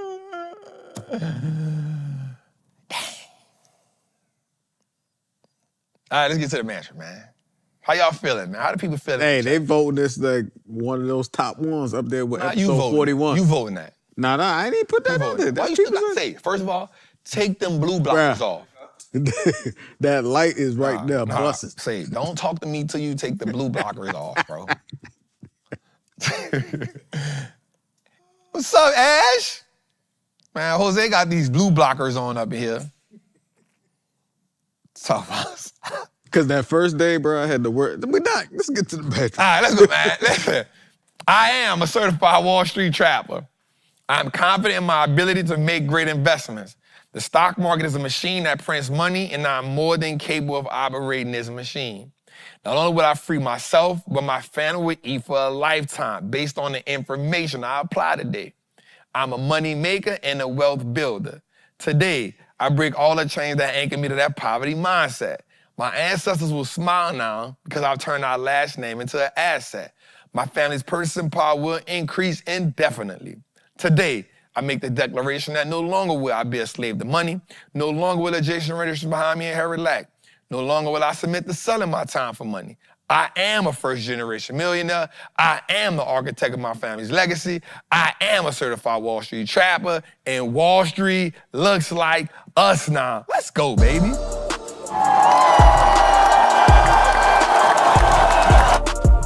Damn.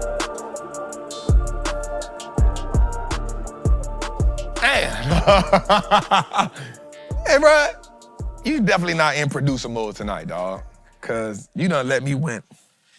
I'm not producing for the show, producing for the longevity Off the and for the Richter people. scale, man. Because I promise you, the people they speaking. Shout out to the people. All right, what we got, man? Most people didn't know they needed this today. Shut up, Jose. Let's get to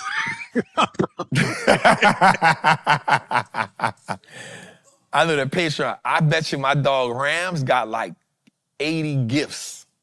Oh, yeah. Rams got like 80 gifts. Oh, yeah. In the chat. He gotta send them to me. Rams got about 80 gifts. I already know it, you hear me? Say, I'm not gonna lie, man. I love the communities that we have, bro. Like, they be rocked out. Today, you know, dealing with the fire marshal and stuff, that was just a lot. But we all right, man. You know, it just was a lot, bro. Anyway, let's get to it, man. We had a run today. We had a good little rally today, man. Had a cool little rally today. Oh, man, what's up, Brand Builder? I ain't even see you, man. You hear me? AB, what's good, AB? Shout out to my family in the Patreon, man. AB, Nettie, Ram, Jermaine, Cheesy Bread,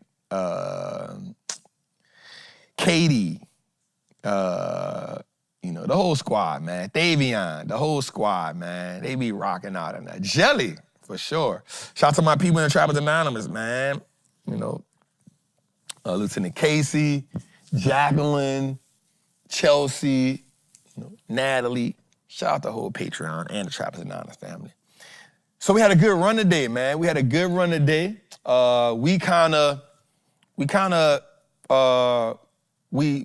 held our plays overnight, over the weekend, simply because we had took some profits last week, and I didn't want to take a lot more. But I will say this. I was telling Sean this earlier, and we'll talk about it tonight. I think I'm going to get out of my NVIDIA play tomorrow with everything. I think I'm going to leave 10% of that play left. Simply because, you know, we finally got the account back under $1 million. And when I say that, it's, y'all know we took a $1.5 million loss. Now, I was telling Sean this earlier. The crazy part is, it's only been 5.5 weeks since we took the loss. So essentially, we've recovered a little more than about $600,000 in a 5-week time span. I'm gonna be honest with you, I ain't mad at that. You know what I'm saying? Like, I ain't mad at that. I told Sean, I'm like, yo, we had like 918,000, something like that. What it was, a little less than that? It was like I think you were at like 860. 860, 870. And I was like, bro, we done knocked that out. I'm like, hey, I ain't mad. Like, you know what I'm saying? Like, and so what I'm looking at is, you know, NVIDIA always does something crazy, and we'll talk about it today. I think we got the stats on it. Like, it'll bounce, and then it'll fall, and then it'll bounce back for earnings. It always does it. Now, so I'm going to get out of the play, but I'm going to leave about 10 to 15% of the play because in case it do rally, we done took enough profit, so we good. But if it does fall, I'll probably try to re-enter that play.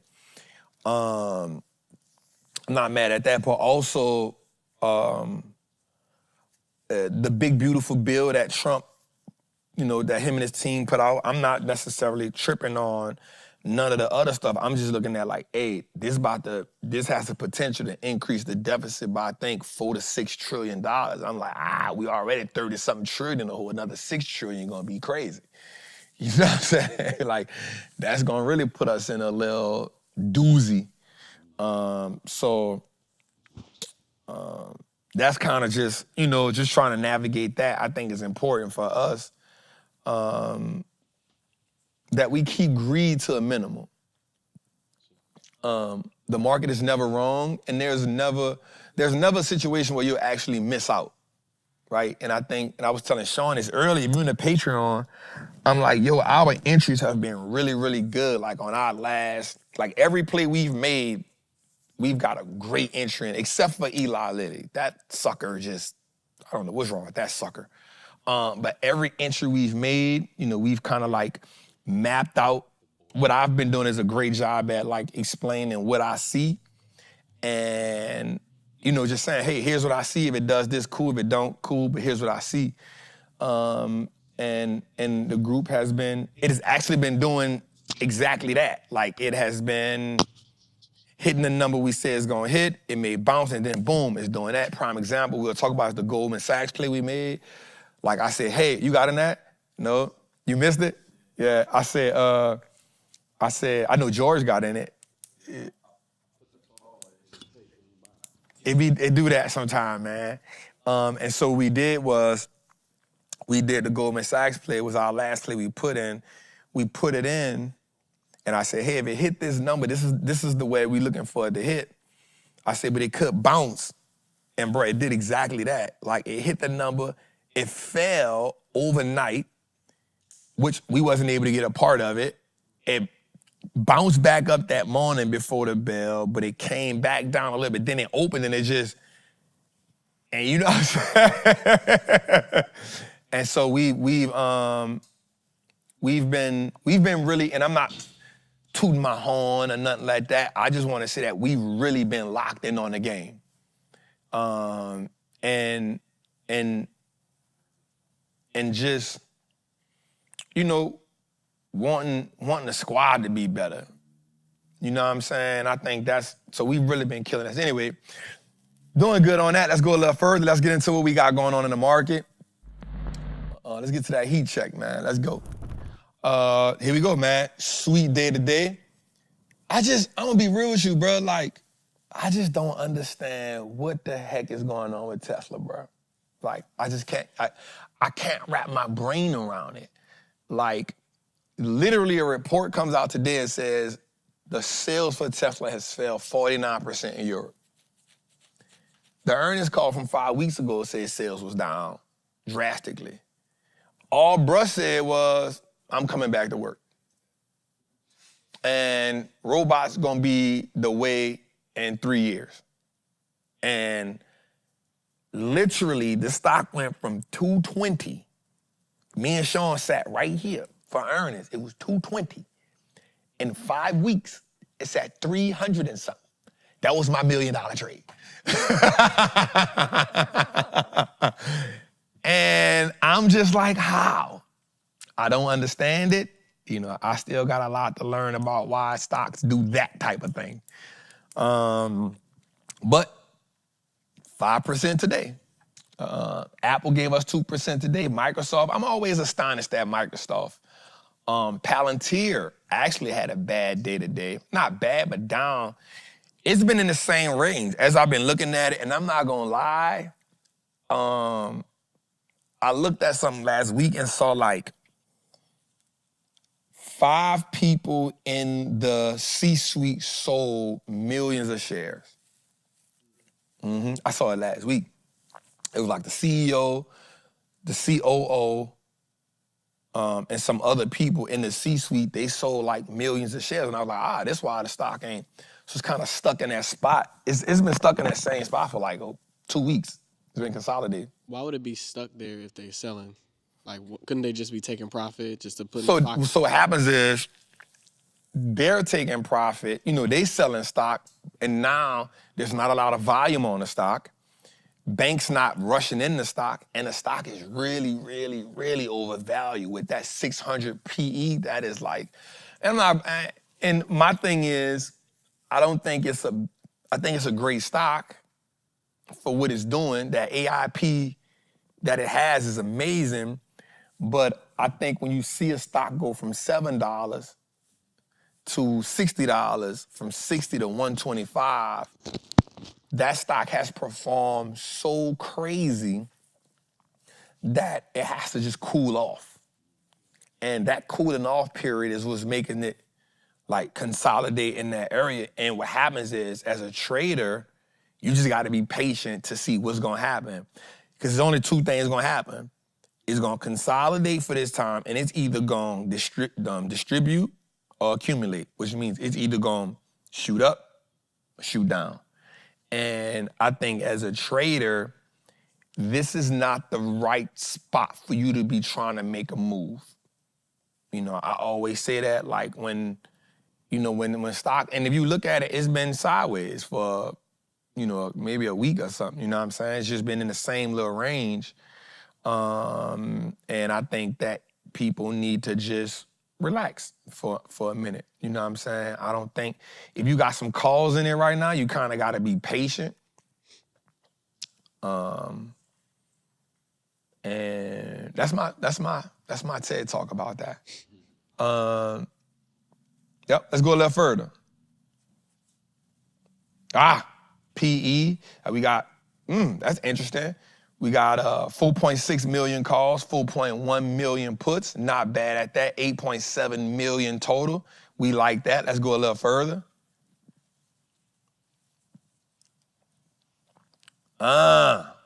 Fin Greed Index at 65. I think it was at 69 last week. Somewhere in that range. Yeah. Yeah, so I'm not mad at that too much. We see that the market has been. Now, I will say with the EU, with Trump, and so somebody asked, what my thing about the Palantir government contracts, it's kind of what I just think the market is kind of just in the phase with Palantir right now. And again, I'm not saying that the stock not going, it's an amazing stock, right? And what they do is amazing. But we also got to realize there's moments in the market where the market just might be like, hey, we good on that right now. You know what I'm saying? Like, think about NVIDIA. NVIDIA went through that phase for a long time where the market was just like, hey, we good on y'all right now. Now, we did see during this Trump turbulence, that's a good name, the Trump turbulence. And we need to mark that one. During the Trump turbulence, what we did see was the stock go from $83 up to $135. So the market, but we all know that shit. For a year, the market was just like pumping their brakes on NVIDIA for a while, you know what I'm saying? So, which is why I'm gonna get out of it tomorrow. I'm gonna just get out of that call option. I had 130 shares. I went down to, I sold half when we talked about it. It's up 112%. So now I think I'm sitting on about 40 shares. I'm gonna sell everything but probably about 10 contracts tomorrow. Contracts. I'm gonna sell everything but like 10 contracts tomorrow. I done made like 100 and some grand off it. I'm gonna chill. You know what I'm saying? I hope we can get a little run up. I'm gonna see what they do in the morning. Probably about 11 o'clock, I'm gonna come up out of it. Yeah? And I'm just cool with whatever happens, you know what I'm saying? All right, let's go a little further, man. Let's get in recession. Yep, let's get in recession. Let them see that. Sort of like stock fatigue. Yep, just exhaustion is what they call it, like buyer exhaustion. And so there's no real movement right there. Yep, let's see. We in the Apple play. So Apple, we in a 210 call for December. We was actually up on this call about 5%, and then for some reason, Trump just started like badgering them. For some reason, he just felt like, he wants iPhones to be made in America. No matter how much people tell him that you can't make them here. He is saying, I want an iPhone made in America. And I don't know how Tim Cook gets around that. But as a CEO, it is always your job to figure something out. He's already committed $500 billion, but the $500 billion is not to create iPhones in here. And so, bruh said he want iPhones made in America. Now, the problem with that is an iPhone made in America probably is about $3,000. So how bad do you want an iPhone to be made in America? So, I don't know. The ABGO play, we've been doing really good on that. Got a September call. Costco play, we love Costco in the Patreon. Costco always costs us a bag, but it has never let us down. You know what I'm saying? That's Old Faithful. CrowdStrike, come on, man. We love CrowdStrike. I do think we need to take profit on it because it's about to hit all-time high. It's like $4 from it. Remember I told y'all something in the Patreon. I think I said it on here, I'll say it again. We like basketballs, not donuts. And the reason why I say that is because I think we can get out the CrowdStrike play. I think once it hit an all-time high, it'll fall, it'll pull back, some sellers will get in. We find a great price to get in at, and then we bounce back up to the top. I just think we rinse and repeat, so I think we good with that. That's the Goldman Sachs play. We put that play in Thursday. And man, we like that. We like Goldman. We like Goldman. We like Goldman. I'm not gonna lie, it was like we did that one that one was really good on us, you feel me? So I remember we put the Goldman play in. I saw somebody in the Patreon say, it fell overnight, and somebody in the Patreon said, I'm praying for y'all that's in the Goldman play, because it fell heavy. And I didn't comment, but I was saying to myself, don't pray for us. Don't pray for us, you heard me? Like, get you some. You know what I'm saying? Like, in my head, I said that. It was like, man, I'm going to pray for y'all that's in the CrowdStrike, in the Goldman Sachs play. And I said, in my mind, I didn't put it in a group, but I was like, don't pray for us, go get you some. You know what I'm saying? Like, so we did that. Eli Lilly play, man. Healthcare is actually one of the worst forms for sectors right now. Eli Eli be fighting, man. Eli, me and everybody in the Patreon, we have this love-hate relationship with Eli Lilly. Janelle, what's up? Like, it pissed us off, but we love it, but it makes us fight the entire time we're in it. Yeah. So we got the Meta play. Meta's doing really good. Y'all know that's been our workhorse all year. I definitely wanted to get in another Meta play. Another one, we hit it to the science. We had a Patreon on that. We rock with Mark. I think that Mark Zuckerberg he's just doing a phenomenal job at not only running that company, but also the evolution. Now he's branding himself, how he's branding that company, and how he's just pissing in Apple cereal. That's an old saying right there, right? Like, I think he's just getting his lick back from 2022 when Apple cost him all that money, and he's just getting his lick back. And he has been blatantly loud at the disrespect for Apple. And now, you know what? I ain't mad at it. I like seeing CEOs beef. I love it. Right? It's the closest I can get to paintballing, which is the closest I can get.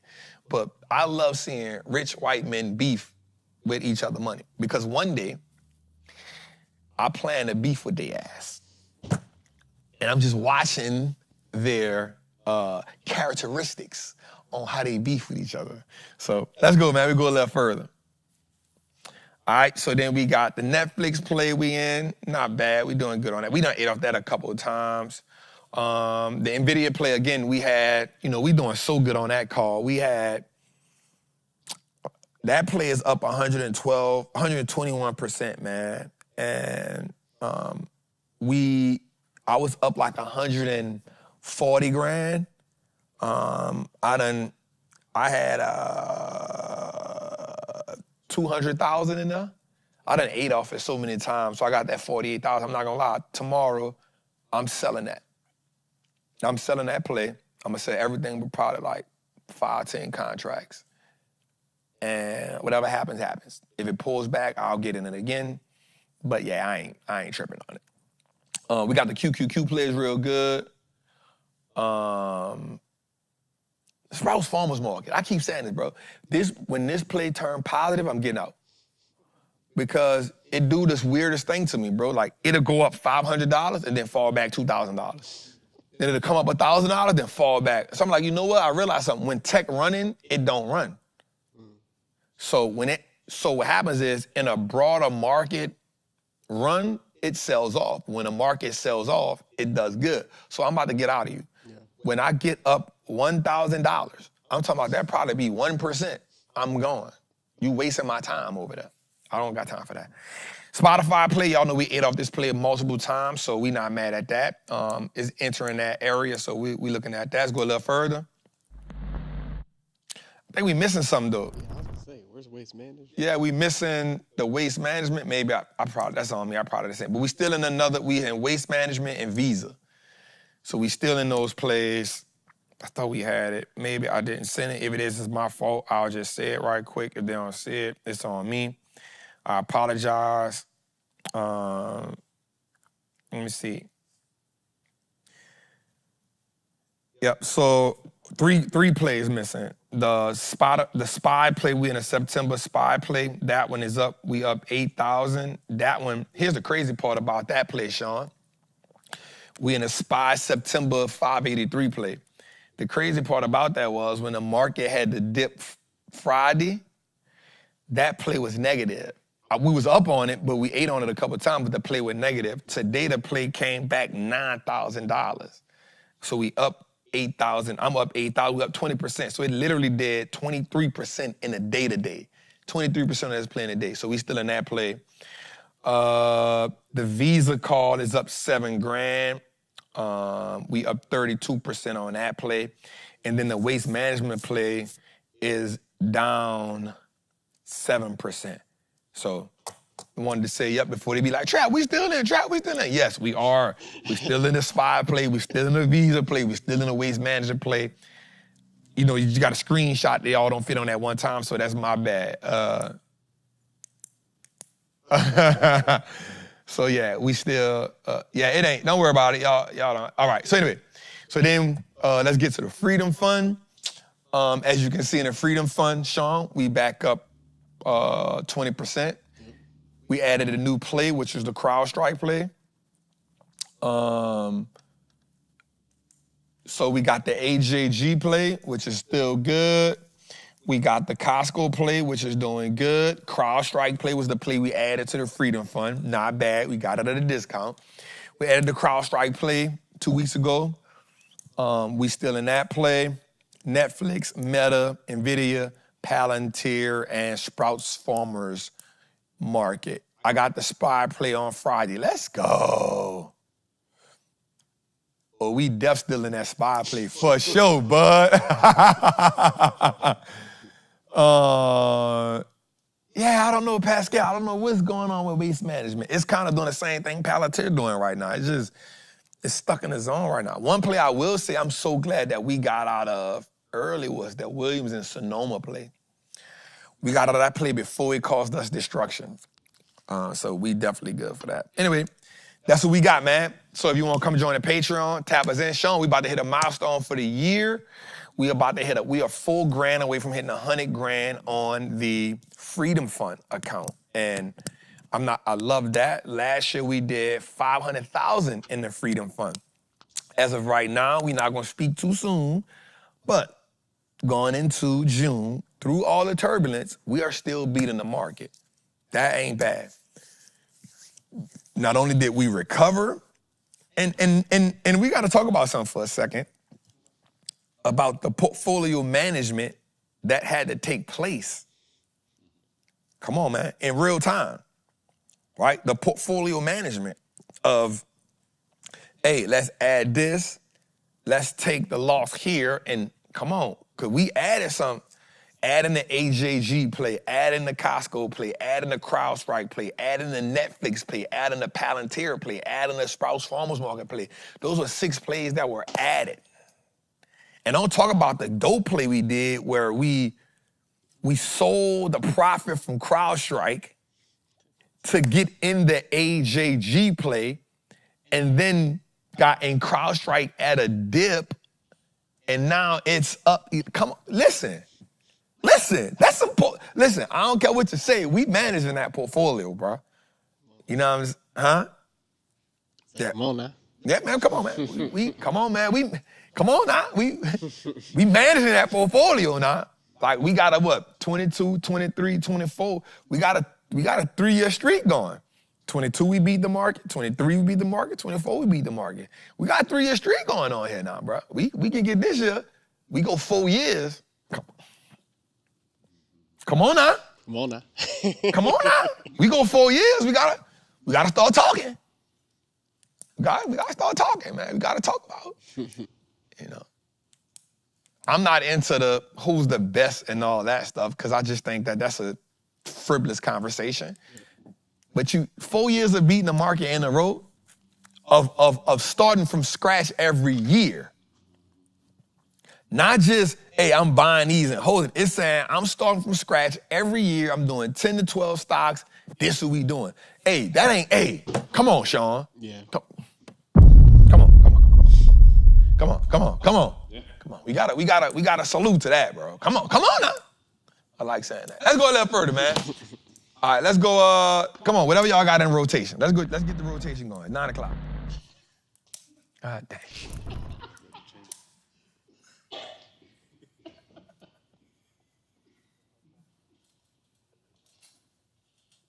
Man, let it out, man. Don't die here.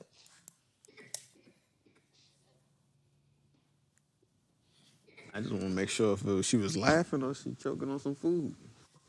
The fact that Bernard just sitting next to her, though. Nigga be in shock. Be like, no Heimlich maneuver. nothing. B said, look. B said, I don't want no parts. We got L in the back choking, and Bernard sitting right by her. Be like, nah, I know what happened when black men touch dead bodies. Yeah, it didn't do it. I know what happened when black men touch. Oh yeah, HR friendly. B said, I'm in compliance. Oh man, I ain't touching it. If the glove don't fit, you must acquit. Hey, come on. All right, let's go. Sir. Come on. Drink some water. Come on, fam. Oh, we need wait till we get that camera so people can see the black and white background, Drake. Oh man, She's still choking. She's still choking. Man, somebody get us some water, man. Right. God damn. Let's go.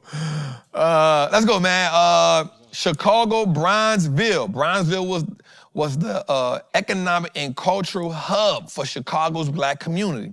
As African Americans fled oppression in the South, they began settling in Chicago as early as the 1850s. By 1920s, the black population in Chicago had amassed to 109,548 people. Like other northern cities during this era, blacks could not assimilate into the city at large, and white businesses and social communities did not serve the black community. Chicago's black metropolis, like other black Wall Streets, were created because blacks were cut off from the economic and social resources in the rest of the city. In 1908, James Binga established Binga Bank, come on now, providing homeowner and small business loans to black residents. 35th Street was the prime location for a variety of black-owned businesses. Chicago, Bronzeville. Let's go. Everything dope about America comes from Chicago. What? This building is very, very much living proof. Pilgrim Baptist Church in the heart of Bronzeville. The birth of gospel music in this country. Where the voice of Mahalia Jackson echoed off the wood ceilings and pews. And there's Dr. Daniel Hale Williams. And he performed the world's first successful open heart surgery at Providence Hospital, located on the south side of Chicago, America's first all-black hospital. Hello, everybody. This urban, Welcome to Chicago Mahogany Tour. and some may say unlikely, historian The lakefront used to be on Michigan Avenue. can tell you thousands of facts about every part of Chicago. From Cermak to 55th, But on a tour called it the State Street Corridor. with a captivated crowd that looks very different than him, Look at these amazing, still intact 1890s mansions. Sherman Dilla Thomas shares one of his favorite neighborhoods. Bronzeville tells a very unique Chicago story. The Black Metropolis, created in the early 20th century, when hundreds of thousands of African Americans moved to Chicago from the South during the Great Migration. They hoped for a better life here. And when they were restricted to a certain part of Chicago, they thrived in a city within a city. Their own churches, stores, homes, restaurants, blues clubs in Bronzeville. So we credit the build out of Bronzeville as starting at 18th Street. There's pride in this history that Dilla learned from his father as a young boy on the South Side. But it was his own daughter who sparked an idea to share it on social media, Yo, what's up? It's your favorite neighborhood historian, Dilla. where he's become a viral historian. I wouldn't have known what TikTok was at all without the help of my now 10-year-old daughter. She was 8. She wanted to dance with Dad on the app. And I tried it, and we didn't do too good at the viewers. I thought that we should start telling Chicago history stories. And I did. My favorite Chicagoan ever is Earl B. Dickerson. Every major sports team in Chicago threw their support behind Dilla to get a tour bus Originally, this was called the South Parkway Boulevard. and make these kind of history experiences a reality. When you walk into a room, they see the dreads, the baseball cap, black man from Auburn Gresham. Do you feel like you have to fight to prove that you have credibility? Absolutely. And I don't have to have a tweed coat and a bow tie and a PhD to have the information accurate. But I follow very strict rules before I allow myself to post or open my mouth about something historic. You do your homework. Yeah, I do my homework. If you're old like me and you pity the fool, Mr. T was captain of the football team. And to this audience, it shows. The thing I love about Bronzeville the most is that almost on every block, some luminary lived there. If you're on 40th and Vincennes, Nat King Cole lived there. If you're on 37th in Michigan, Dr. Margaret Burroughs, who founded the DuSable Museum of Black History. And we could probably do that for pretty much every block in Bronzeville. Louis Armstrong, Ida B. Wells. But on many of these blocks, the decline is glaring. It was a process that started in the 1950s. The city had been disinvesting for many years. Bernard Lloyd is working to revitalize Bronzeville. He says in the 50s, people also started moving out of crowded Bronzeville when fair housing laws started letting people live and shop in other neighborhoods. Between 1950 and 2010, the community lost 3/4 of its population. Now times are changing yet again. Bronzeville is growing with new residents and a winery. Lloyd's company moved into a vacant building and he's investing in a culinary hub on 51st Street, an artist incubator in the historic Forum building on 43rd. There's still such a rich heritage that is visible here when you know where to look. And Bronzeville was just declared a National Heritage Site. It makes me very proud and it humbles me. They graciously sell this building. It gives this urban historian hope We have not replaced a lot of the buildings yet. that as he shares the stories of Bronzeville block by block, So this designation allows for us to push forward, right, in requesting resources and requesting to save certain buildings, I really, really appreciate you all. but also to believe in the people that call that place home because Thank you for your time. Please drive safely. it has historic and contemporary value.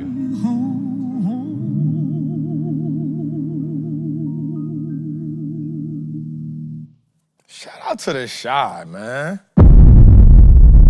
Shout out to the Shy. We got love for this. When we went to the Shy, we had a blast. We had a good time in the Shy. But I'm not, so first of all, let me say this. I think the Shy is dope. I've been to the Shy like 3 times. Me and Marcus went on our tour. When we did stock market in the streets, we went to the Shy. We did the tour in the Shy. And they show love too. Shy show A lot of love. a lot of love. So I got nothing but love in the Shy. But to say everything great in America come from the Chi. And the first name you throw out is Mahalia Jackson.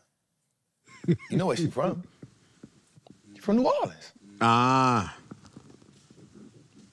Y'all better climb y'all people. She from New Orleans. The first name, I'm not taking nothing away from the Chi, but you can't say everything great come from the Chi and then say Mahalia Jackson. She from New Orleans, bro. It's like Baltimore claimed Tupac. Like, he ain't never represent. Yo, Baltimore. Then he said Louis Armstrong. From New Orleans. Right. Now, I'm not mad. Now, what happened was they migrated because we were trying to get up out of, but they was doing that in New Orleans. They had to just, so I ain't mad at it. You think Chicago got better food than New Orleans? I mean, that's a biased question. No, no. So check this out. We was in a Patreon talking about this last week when I was in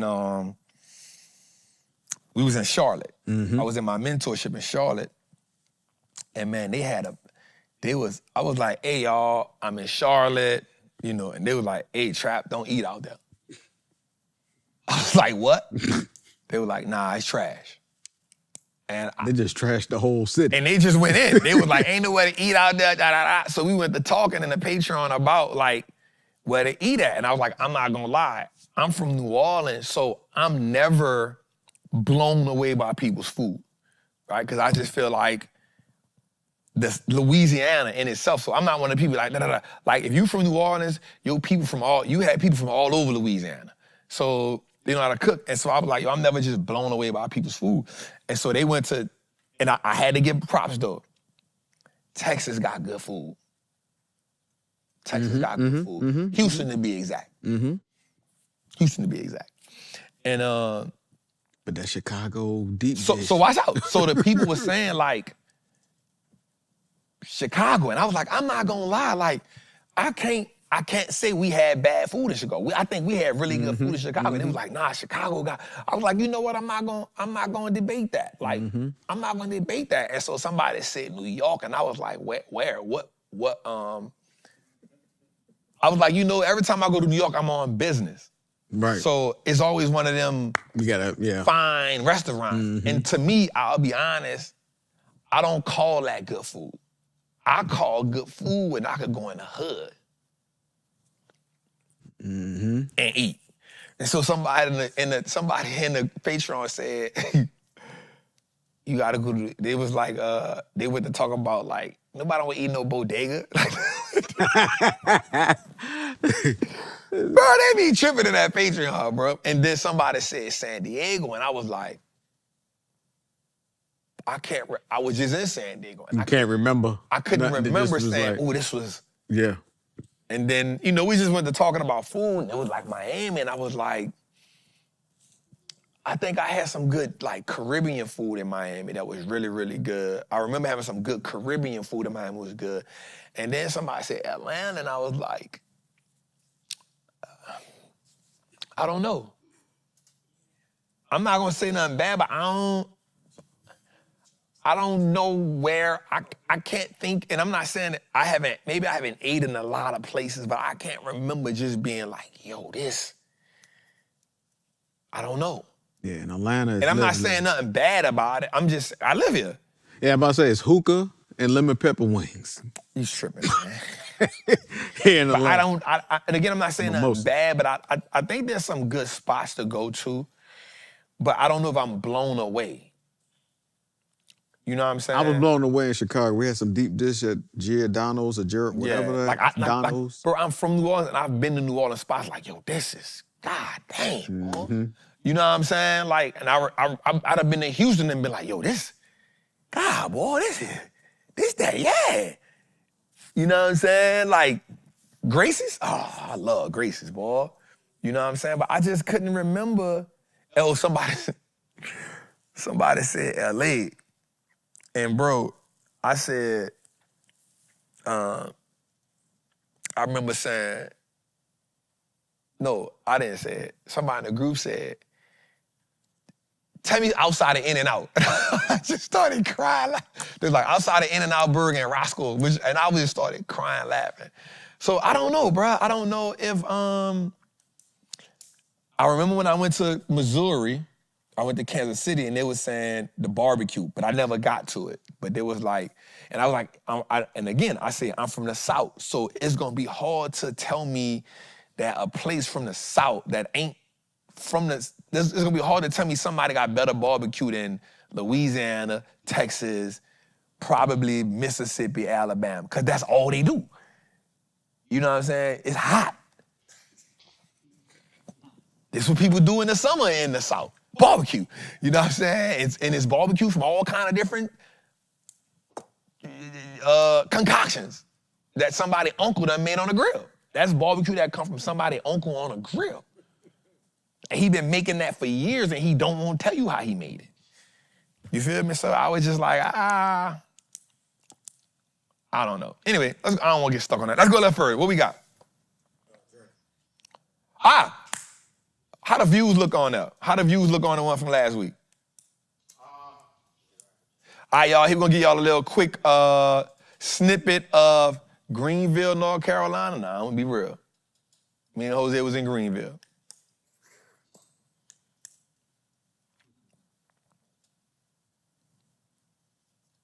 I ain't gonna negative. Now, I will say this, Jose. Now, I'm gonna be real with you. Africa, great food. Italy, great food. What country in Africa? Tanzania, Kenya, great food. Egypt, it was good. It was good. I will say this. Dubai food was not all that. When I was in Dubai, I was like, me and Nat was eating hotel food more than, we went to dinner every night. I was like, yo, let's go back to the hotel and eat. The Dubai food wasn't that, but Italy food, bro, my goodness. I'm not gonna lie. Them people know how to cook. I'm not gonna lie. You been to Italy before?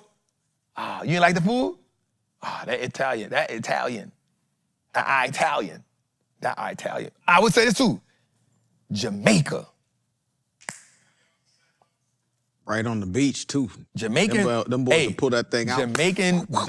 Jamaica be cooking. Mm-hmm. The yard bird. Mm-hmm. I'm talking about. Hey. And it feel like it's healthy. I don't know why. It probably is. It's right out the front yard. Yeah. I will say that. Jamaican food was really good. All right, let's go, man. Journey to freedom. Y'all know what this is about. Let's go. Let's get some of it. I ain't no bigger than nobody in here, bro. Nobody. Everybody in here is needed. Oh, I was fussing at, bro. Not wanted. Your presence is needed. I was fussing. That's me fussing, for sure. We can be the best show out ever. We can dominate market share. We can be the best financial literacy show. We can be the best stock show. We can make CNBC shut down, but we gotta show up like CNBC.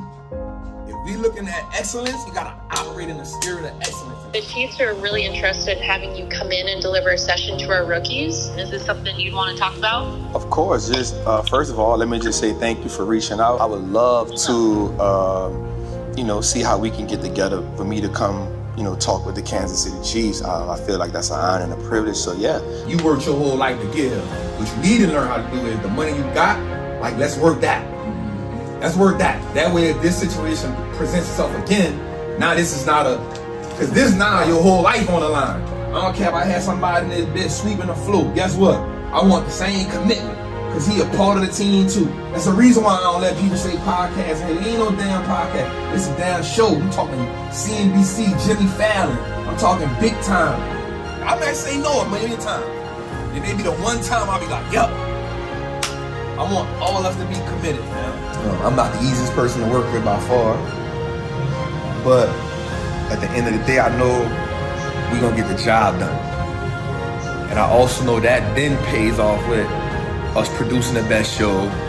It comes out with the people who tune in getting the best experience. And at the end of the day, that's what it's all about. What is the experience from the other end?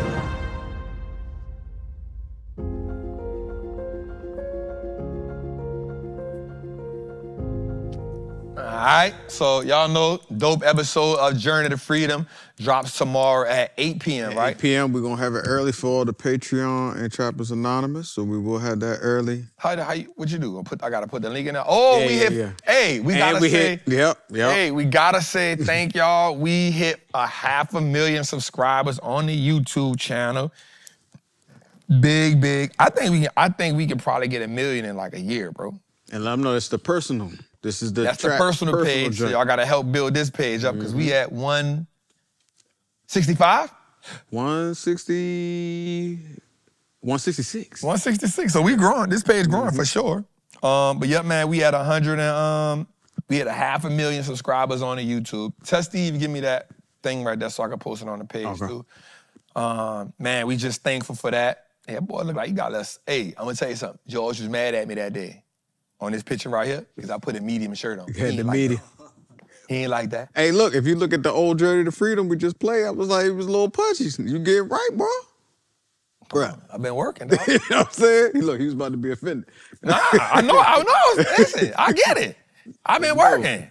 I've been working, bro. Let's go. I've been working, bro. I just ordered me some smalls just to see. Man, flush Jose, man. I almost made it, bro. Flush Jose. 26. Flush Jose, man. Bro, what you gonna do with a small? Bro, everybody, you know what I'm saying? No, So, I don't know what you're saying. muscles could show, glistening. Small?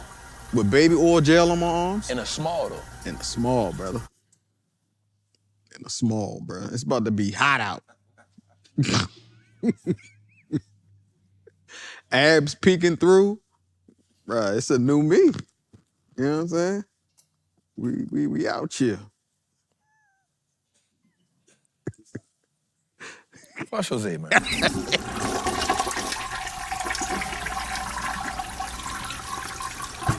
Say, bro, there is no way in heaven on God's green earth that a man in his 40s should be in a small? Should be ordering a small or nothing. I said I want to try it out. Here's the worst part. You should not have a No, desire. listen, his was worse. There should not be a desire. It got S/P because it's small petite. No.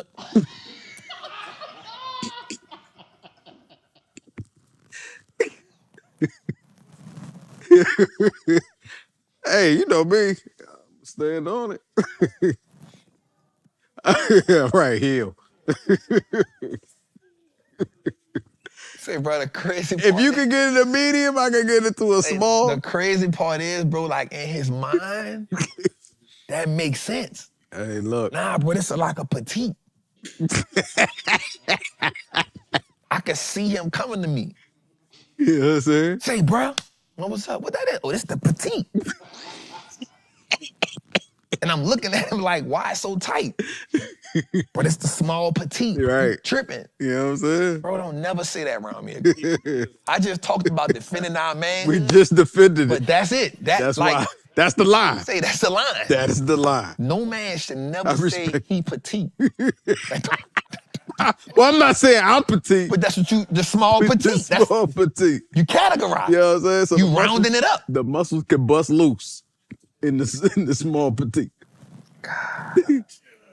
Man, we got, I'm about to say, Trappers Anonymous. I'm in a bind over here, y'all. I'm dying. Get this man, bro. I need to have, God damn, bro. Hey, let's go a little further.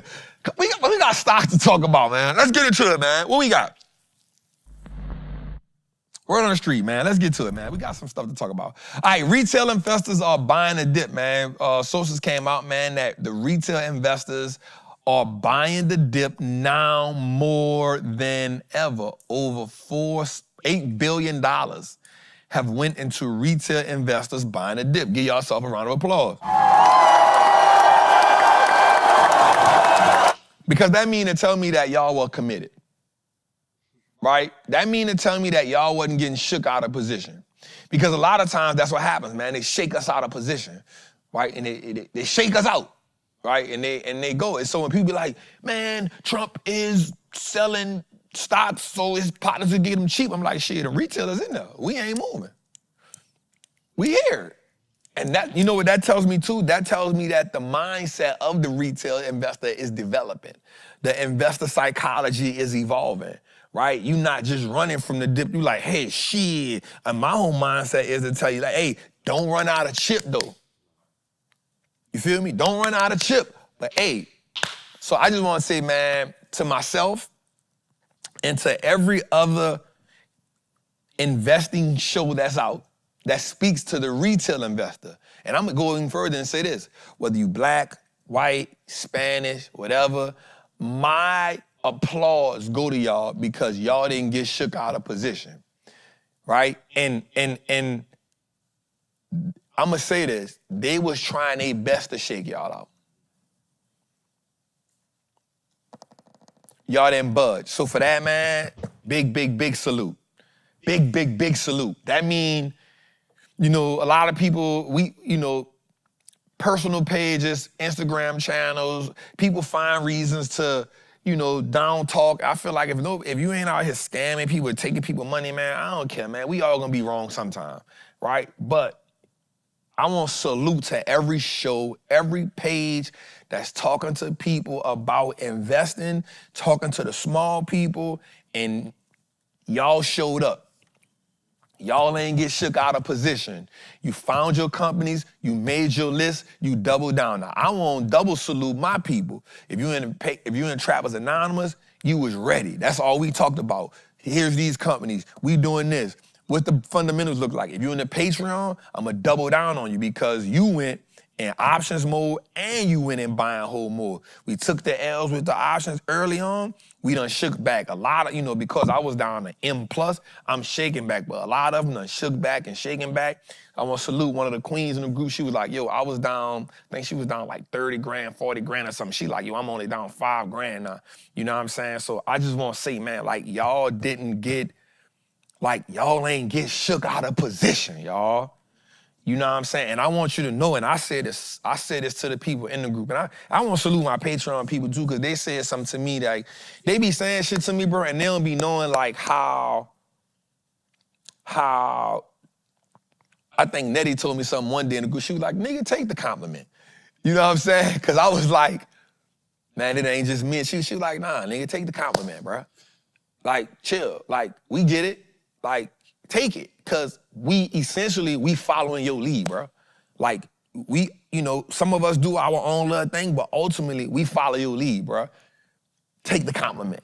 And because I think for me, bro, I'm not going to lie, it was all about just helping my people navigate through it. You know what I'm saying? And that was my biggest, for me, it wasn't even my psychology, it was me trying to put myself in their shoes because I never got shook. I never, you're going to pivot, you're going to move some things around, but like, in my mind, I'm like, hey, we just got to navigate the storm, right? Whatever it looks like. And I remember telling them, and this one I knew she was like rocking with me hard too. She was like, remember I said this? And she brung the poster. She was like, right here, you said this the bottom. Right here, you said, I don't think we going no lower. I think this is it. And it happened. But in my mind, it was just like, yo, we just got to navigate this storm. We don't know how long it's going to be, but we got to navigate it. And if we navigate it, bro, like, we going to have some upside. But guess what? The storm going to reemerge again. It may not be as bad as that, but it's going to reemerge again. But now what happens is you've built up the muscle memory. You've built up a muscle memory and you say, hey, there's super volatility in the market. I don't need to be greedy here. Let me do risk management. What is risk management in this situation?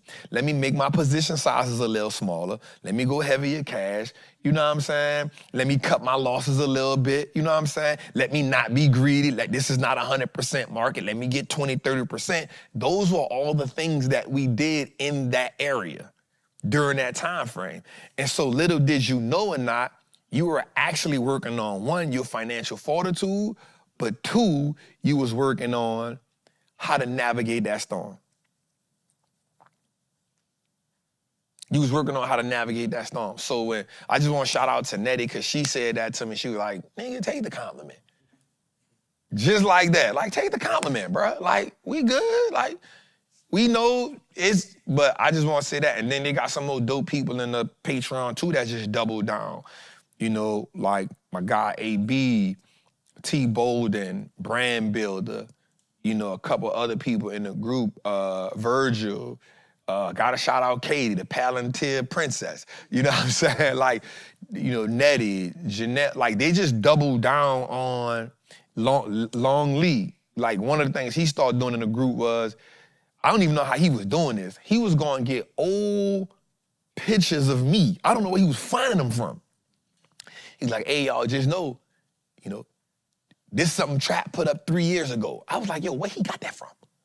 You know what I'm saying? He was putting like old pictures of me up, old posts of me up. He was like, yo, Trap been told us this was going to happen like this. Da-da-da, look where he at now. Hey, y'all, then he'll use himself. He'll be like, hey, y'all, I remember 2 years ago, I was sleeping like this. I changed my whole family. Y'all, like, you got to go through it. You know, we going to be all right. People like Brand Builder, he was like, hey, bro, this just making me better. You know, I ain't even tripping. People like Cheesy Bit. So what happens is you get in the environment around people who not panicking, you ain't panicking. And then what started happening was people who was panicking, you have somebody like, I got to shout out Jermaine. He'll be like, oh, Lord, here y'all go.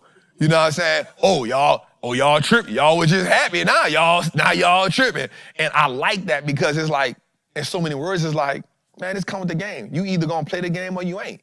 You know what I'm saying? Like either you know this come with it, rock with it, or get up out of here. You know what I'm saying? And I'm glad I didn't have to say it. You know what I'm saying? Because what that started saying was, this is the culture. We gonna win together, we gonna take some L's, but at the end of the day, we gonna do it all like a family. And bro, that shit made me so proud, bro. Like that shit made me so proud to where, like, you know, even certain people in the group, like, hey, and I was like, hey, you know, let me see what you doing. He's like, hey, man, I'm just showing them, like, AB, like, hey, I ain't trying to sell nothing Trap. I just want to see them, help them navigate this space because I know what you got going on. I know you, I was like, damn, but that's some G shit. You know what I'm saying? Like, MU, like, yo, we ain't trying to sell nothing, bro. We just want to help them navigate because we know you got this going on, bro. Like, and you can't be in here all day, every day. You know what I'm saying? Even though you trying. Because I'm in there like, I'm trying to come in here, but I know they need me. So to see people in the group, Nettie, like I'm at work right now, but Janelle, and you know what I'm saying? Like Jermaine cracking jokes for people who I see, they tripping. He like, hey, you tripping? Rams, he putting the gifts in the group because y'all tripping. Trap just say, go get some rest. Go get you some rest. You know what I'm saying? So just watching the group, Favion, so just watching the group take on that identity of what I have been trying to say is, hey, we gonna be all right. Like, don't look at it from, man, I lost it all right here. This is the moment where you have to make the down payment on the game. And this how they shake us out, right? The market go up 76% of the time, but guess what? That 20-something% that is down, oh, it's get brutal. It get brutal. And so I noticed and I saw that, so I just want, but my people in Trappers Anonymous, they wasn't even tripping. They was like, we got dips to buy. We got dips to buy. You know, because they long-term investors. So just seeing the group take on that form, seeing new people come in the group like, bro, I ain't never been a part of nothing like this. You know what I'm saying? Now, the thing that got me the most was, and I feel sorry for this, if you got in a group after we've navigated that, you like on an 8-9 play win streak. So you don't know what no loss feel like. That's tough. You know what I'm saying? Like if you come in while we done went through that, now you caught us, let's say you caught us April 27th. I done dialed in, everybody done dialed in, so now we striking with precision right now because I'm deep in the tech. And then here's another thing that's happening because I'm heavy in the technicals and now, you know, you got other people in the group, now you just see technical stuff coming in the group. You see fundamentals matching the technicals, so now the group it done took on a life of its own. You know what I'm saying? So now it's like, bruh, like, one dude DM'd me the other day, he said, Trap, my girl be tripping on me, bruh. because I'm in the group all day. She think I'm texting somebody, and I got to keep sure I'm in the Patreon. So shout out to the family, man. So shout out to the retail investors that's really locking in. Man, let's go, man. All right, let's go a little further. Patreon the hood. Let's go. Let's do a couple more of these. Yep. All right, let's go, man. Top 20 stocks with the highest buy rating. So what we do gotta realize is there are portfolio managers. What they do is they rate companies, with buys. And so let's go Boston Scientific Group. I can see why this one is, because this one is a robotics company, Boston Scientific. Amazon has a 93%, Walmart 93%, United Airlines 92%. Trimble, I've never heard of that one. I gotta look into that one. And here's the crazy part. Amazon has 0 sales. Damn. Walmart has 2% sales. United Airlines, 2% sales. Microsoft, no sales.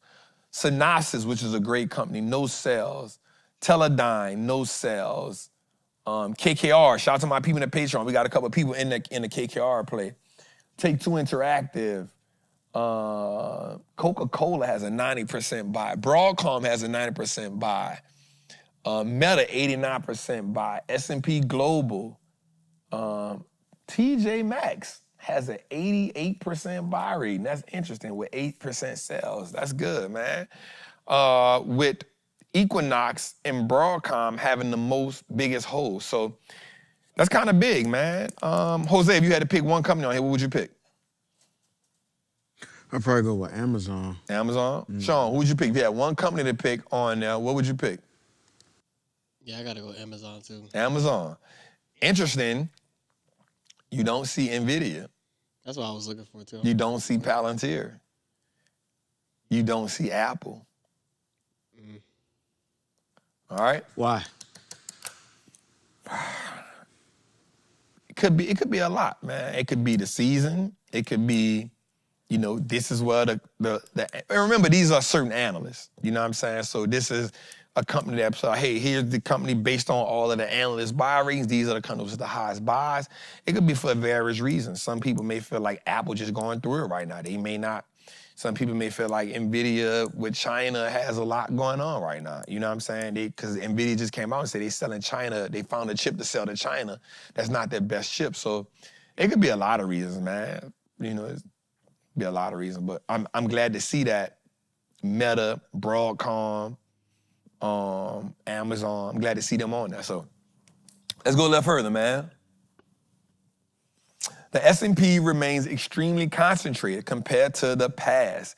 Shares of the 10 largest company stocks. So when you think about that, it's saying like the 10 largest companies on the market still make up for the greatest amount of returns, which also is kind of serious, because what that means is those 5 to 10 companies falls, the market falls. Right? Now, for me, that can always be misleading simply because I never fall into the idea when they be like, we having a broad-based rally. That only lasts for a small period of time, because eventually the market goes to the biggest companies for a reason, because they can hold all those positions. So when I see stats like this, I don't never really go crazy about it, because there's gonna always be 5 to 10 companies that's pushing the market. Why? Because these companies are where the big banks and the institutions see the most, where they can put those, like everybody can't pile into freaking a mid-cap company, right? It takes them a long time to pile into these positions, which is why as traders, there you go, Sean, when you see these large engulfing candles, or when you see these huge, strong sells, or these huge, strong buys, it's because the institutions have now finally got all of their position in this company, right? You'll see them periodically build up, and then you'll just see this big wave, is because now they've gotten the full position that they want. That takes time. Right? And so I'm never mad at when I see 5 5 or 10 companies holding the market up. It's just the way it's designed to be. All right, let's go a little further.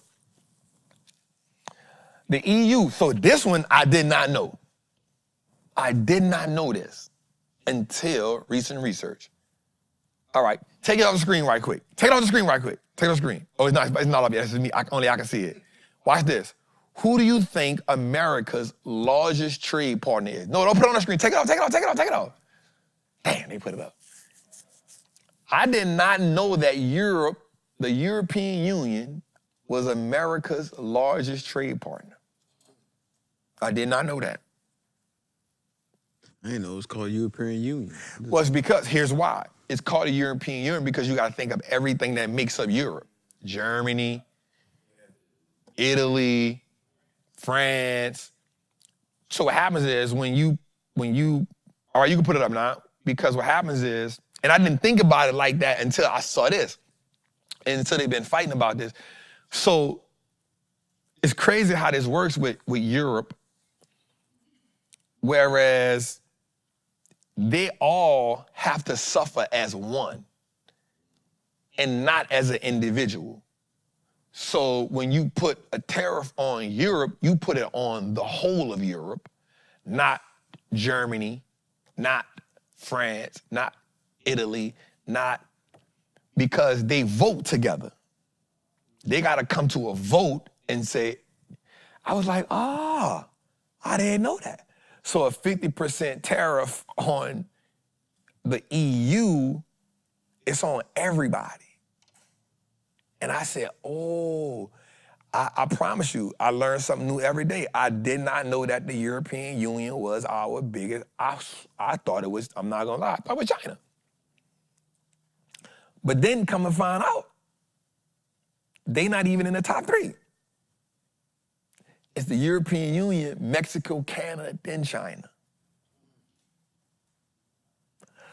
Which then makes me ask myself, being realistically, why the hell are we making such a big, why is the deal with China, America, if they not even our biggest trade partner? Now, I get it. They're the world's largest manufacturer, but they're not even our biggest trade. I'm telling you, and I'm saying this because I didn't know. I didn't know that. Yep, so France, Germany, I was like, dang, I didn't even know, you know what I'm saying? You learn something new every day. You know what I'm saying? I could have, I thought it was, and then I did the homework and I realized that we only make up 14% of China's trade.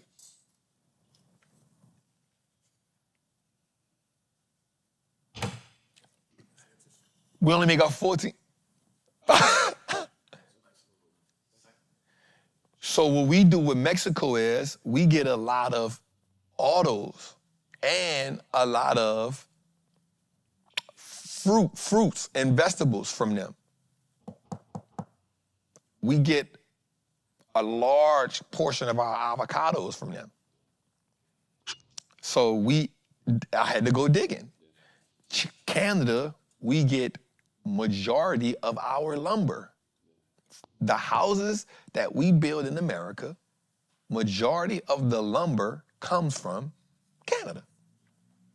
We don't have I didn't know we was getting that much fruit from Mexico, but now it make me sense when I'm at the airport. They be like, Yeah, we get a lot of produce from Mexico, bro. That's crazy. Lot of produce from Mexico. A lot of produce. And we get a lot of parts from Mexico. A lot of car parts. Like they did a thing and it said that like if you built a car in Mexico, like a car in Mexico, the labor is like $6 an hour. A car in, they just using an example, the car in Canada would be like, I think, $17 an hour, and then the car in America would be like $42 an hour. Yeah. But I didn't know that. Like, that's what this thing is making me do. It's making me like dig. So, and that's what situation like this supposed to make you do, so you can start understand why these other countries are so important to trade. And not just going off the highlights or the, you know what I'm saying? Mm-hmm. So yeah, bro, I didn't realize that. I didn't realize that the European Union in the whole was our. I was like, damn, that blew me away. And I just did the research. I was like, nah, go a little further.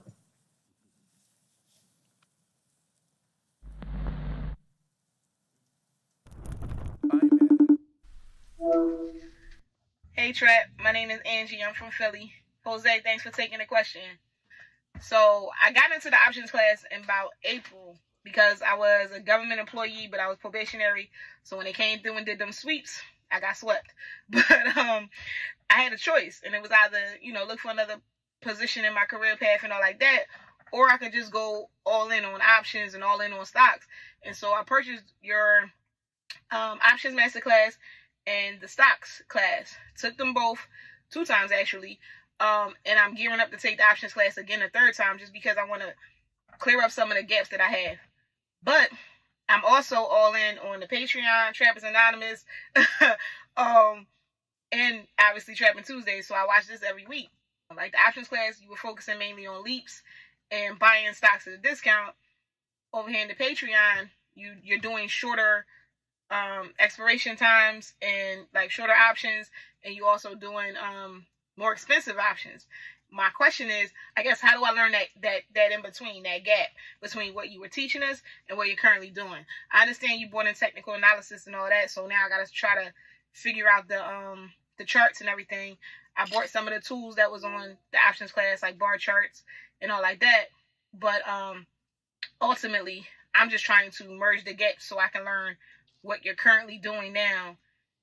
Because I saw last week that you're doing both. You're still doing some of your leaps, and you're still doing this new method. So I guess ultimately, how do I do both? No, man. First of all, let's just salute the queen for being locked in. She a trapper for real. That's what I call being locked. Epitome. Listen, you got to treat the game that's going to change your life like it's going to change your life to get life-changing results. So salute to that. The only issue with that is now you got the information, you be like, yo, where do I go at? You know what I'm saying? So what I would suggest is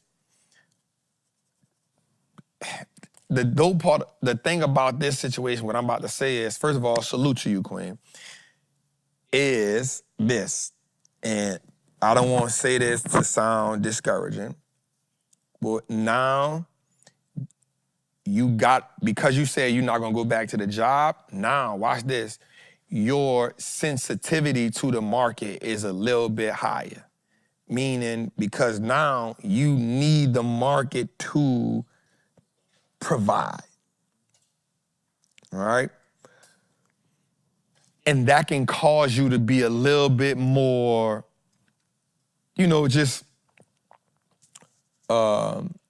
reactional to the market. So I still do both of them.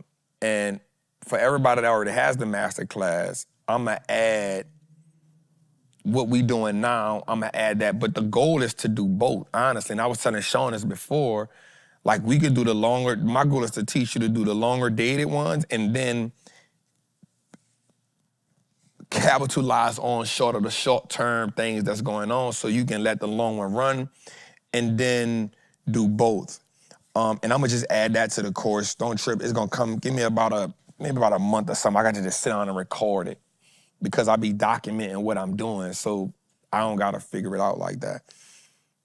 I think you're in a great position. I think the thing you do now is, and also the shorter plays are actually cheaper than what those other ones were. So I think the goal now is to understand what's going on and take some of the shorter plays, which is cool, right? But then you limit it by how much you are willing to put in it. Just because it's shorter don't mean you go all in on it. What you want to do is you want to get a feel for understanding what's going on and what you're seeing, which is why when we make the shorter plays, I actually break down what I see, where the support at, where the resistance at. If it hit this number, this is what we doing. Like, and I'll give you an example for the Goldman Sachs play.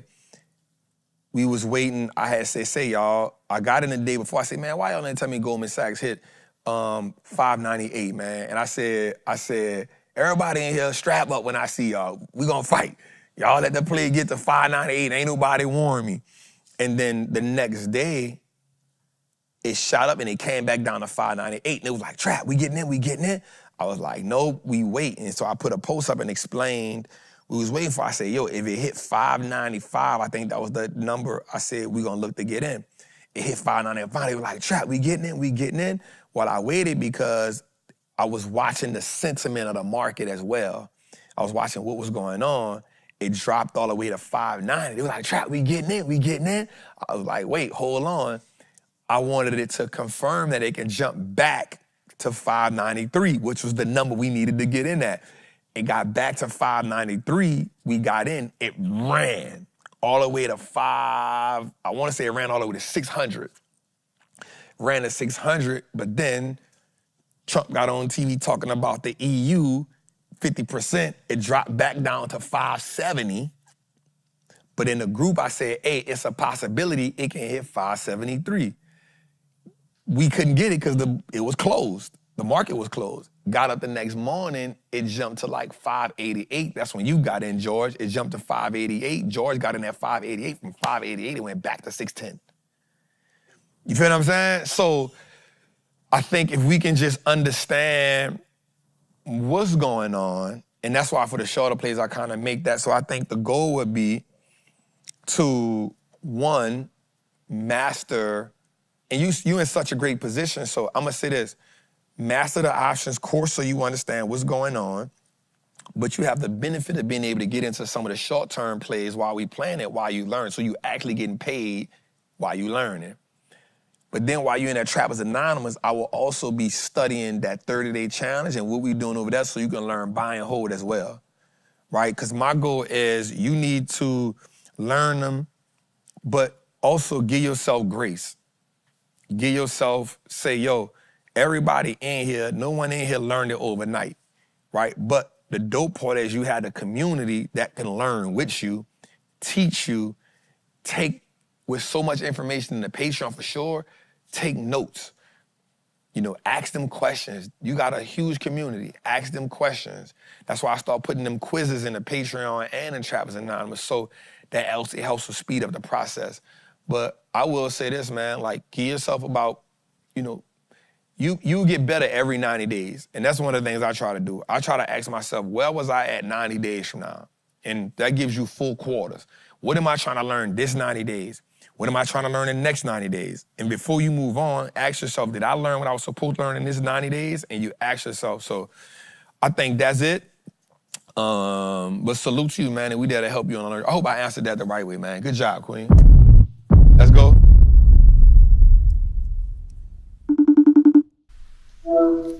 Yo, what's good, Trap? My name's Marky B. And I just want to let you know that I appreciate you, man. I appreciate you for everything that you do for us, everything that you do for the culture. There's nothing like the Wallstreet Looks Like Us Now network. There's nothing like it in the world. It's a legendary movement, and you're out here changing people's lives, and it's a beautiful thing to watch, and it's a beautiful thing to be a part of. And I appreciate you for that, man. I can't wait for that Freedom Center to open up. You know, I'd love to come down there and meet some of the family. But I can't wait for that to be up and running. Jose, thank you for taking my question. So my question is, when I'm looking for new investment opportunities, I'm currently looking for new companies to invest in, more obscure companies that are not popular, but have solid fundamentals with a lot of upside potential. So when you're looking for undervalued companies that have a lot of potential, where do you go? What do you reference? What do you start reading up on? What websites do you go to? I'm just looking for a place to start. So where do I go when I want to find those types of companies? All right. Thank you, man. What's good, bro? Man, listen, I definitely appreciate you tapping in, bro. Man, I appreciate the love, you know, you giving to the community and the group. Also, man, just appreciate, you know, just the love you give to the channel just now, man, to the network, man. Thank you, and we're proud that you're a part of it. One of the things that I do is I'll look at a company, right? And then I'll go ask myself, they'll tell us, if you're looking up a company, if you go to their investor relations, we talk about that in the Wall Street Trappin course, it'll also, there's a part where it says, when you go to a company's 10Q or annual, and it'll tell you who their competitors are, right? And so one of the things I always do is I go look at who a company competitors are. And in that list, you'll see a list of everybody that's competing with them, and they'll also tell you who their biggest threats are. Like if you look at Apple, they'll tell you Meta is a threat, right? And so that's one of the ways you go look at it, and then you go look at who their peers are, their competitors and their peers are, and then you go look at who's new to the space.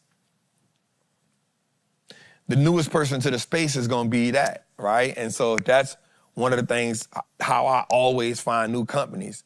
Another way is, a lot of our lottery picks, they are companies that's not talked about. And I do that intentionally. And Trappers Anonymous, with Moat Monday and Ticker Tuesday, is mostly companies that's not talked about. I do that intentionally. I like to focus on companies that's not talked about because it gives you a better advantage. Now, it can go from small cap, I mean, you gotta have more risk, mid cap, and large cap. But one of the greatest things you can do is when you're researching the company, and then also go research, once you're researching the company, go ask yourself, or go use that smartphone to ask, who is the first cousin to this company? Like what companies does what this company does, or something similar to this in the mid cap, small cap space. And that'll help you out a lot, family. So I hope that helped you out, man. Good job. Let's go, Jose. Hey, what it do, Trap? It's your boy Malik. Salute to all the trappers. Thank you, Jose, for taking my question. My question today is, have you ever felt lost in your journey to freedom? What have you done to get back on track? And if you haven't, what would you do to get back on track? Thank you. Have I lost what?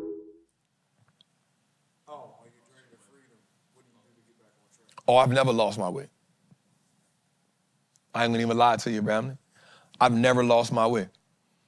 But there's a difference between losing your way and handling that adversity along the way, right? Losing your way is saying,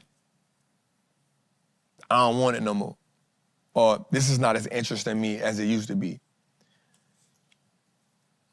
Facing adversity on the way could come in many different ways. Have I faced adversity? 100%. But never lost my way because I always knew what the overall goal was. I knew where I wanted to go. I know what I wanted to do. But the biggest thing is, watch this, Malik. It gotta be bigger than you. And we hear people say that a lot, but you can ask Cuz. When I first came to Cuz, because he was the first person I came to this idea with, I literally told my exact words to him verbatim was, man, you know how many of us we gonna help? You know how many streets ain't gonna get out of the street with this? That was my first words to him. It was a book of 100 great black people. I said, Cuz, you know what they all got in common? Man, they dead, bruh. And if they dead, that means ain't nobody left to help us. And I said, we in his room. I said, hey, Cuz, you know how many streets we can help with this? I said, oh, it's on, Cuz. It's what we doing. So and then what happened in that was it evolved. Because at first I just wanted to help street dudes and people, women, hustlers, strippers, prostitutes. I wanted to help us out. But then it evolved because then I started realizing that, shit, they got single mothers. So that evolved. And then it went to being, well, you know what? Shit, poverty don't care what it look like. Poor don't care what it look like. I started thinking about my neighborhood. Man, I grew up with poor whites and Puerto Ricans. Behind Crystal Hot Sauce in New Orleans, you heard me? And so I never lost focus of that. You know what I'm saying? But adversity,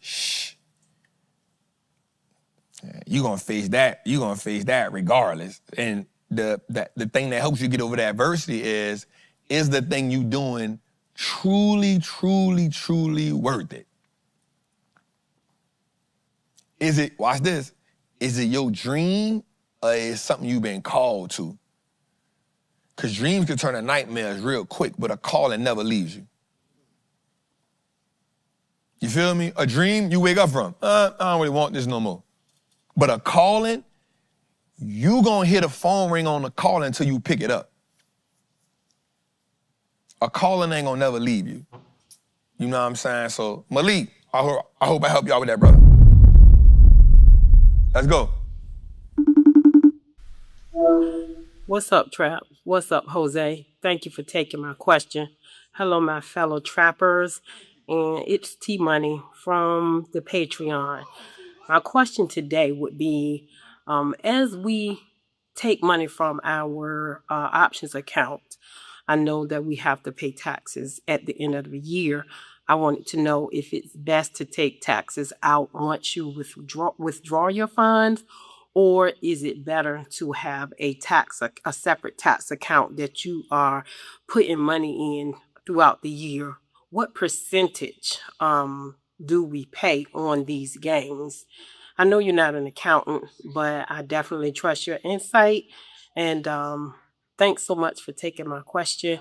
Keep up the good work. I have one last question. Are you going to give us at least 30 days notice for when the Freedom Center is open and we get to trade live together? Because I definitely want to be in the building and I want to be one of the first. Salute. And I have prayers going up for you all and for us all. Have a great day. God damn. I ain't felt a warm hug like that in a long time. It was definitely warm. That was a warm hug. And shout out to that skin. I see you, Queen.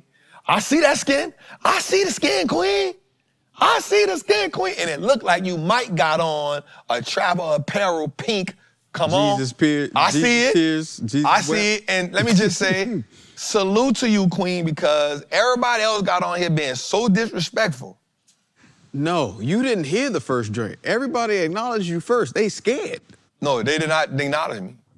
Everybody. I didn't hear nobody. Everybody on here said, look, Sean. I promise you, Sean. I was going to bleep my name out if they said it first. Sean. You want to bet? Run it back. No, we not running all of them back. Just the intro. Some of them did it halfway through, like my dog with the hat. It was the intro that I've been speaking on. Right. This queen said, thank you, Trap. Everybody said And then Trap. she said, got into her spew. Yeah. The queen said, thank you, Trap. And then the rest of them, Malik, Marky B, disrespectful.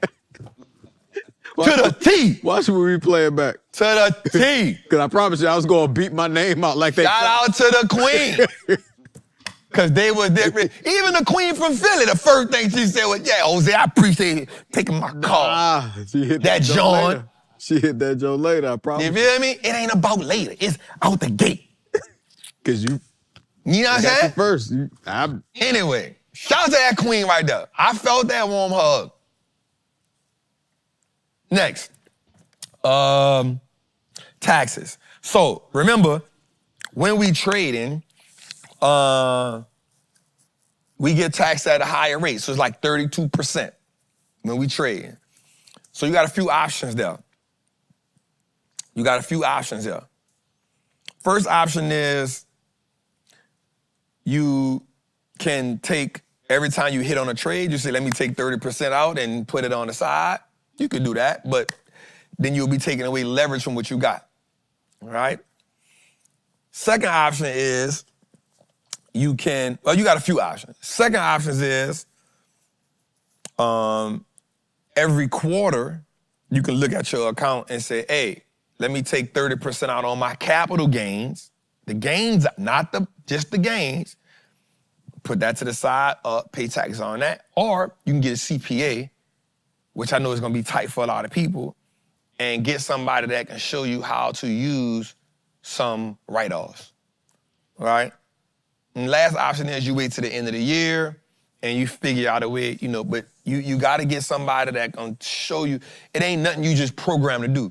You're programmed to learn how to make money in the market, right? Because that's your ultimate goal, right? But then when you go to your TurboTax or H&R Block, and You show them the earned income from your check, and they like, hey, what that 100,000 you? And you're like, oh yeah, that's capital gains. Then they going, that's gonna be cruel and unusual punishment, right? It's gonna be cruel and unusual punishment.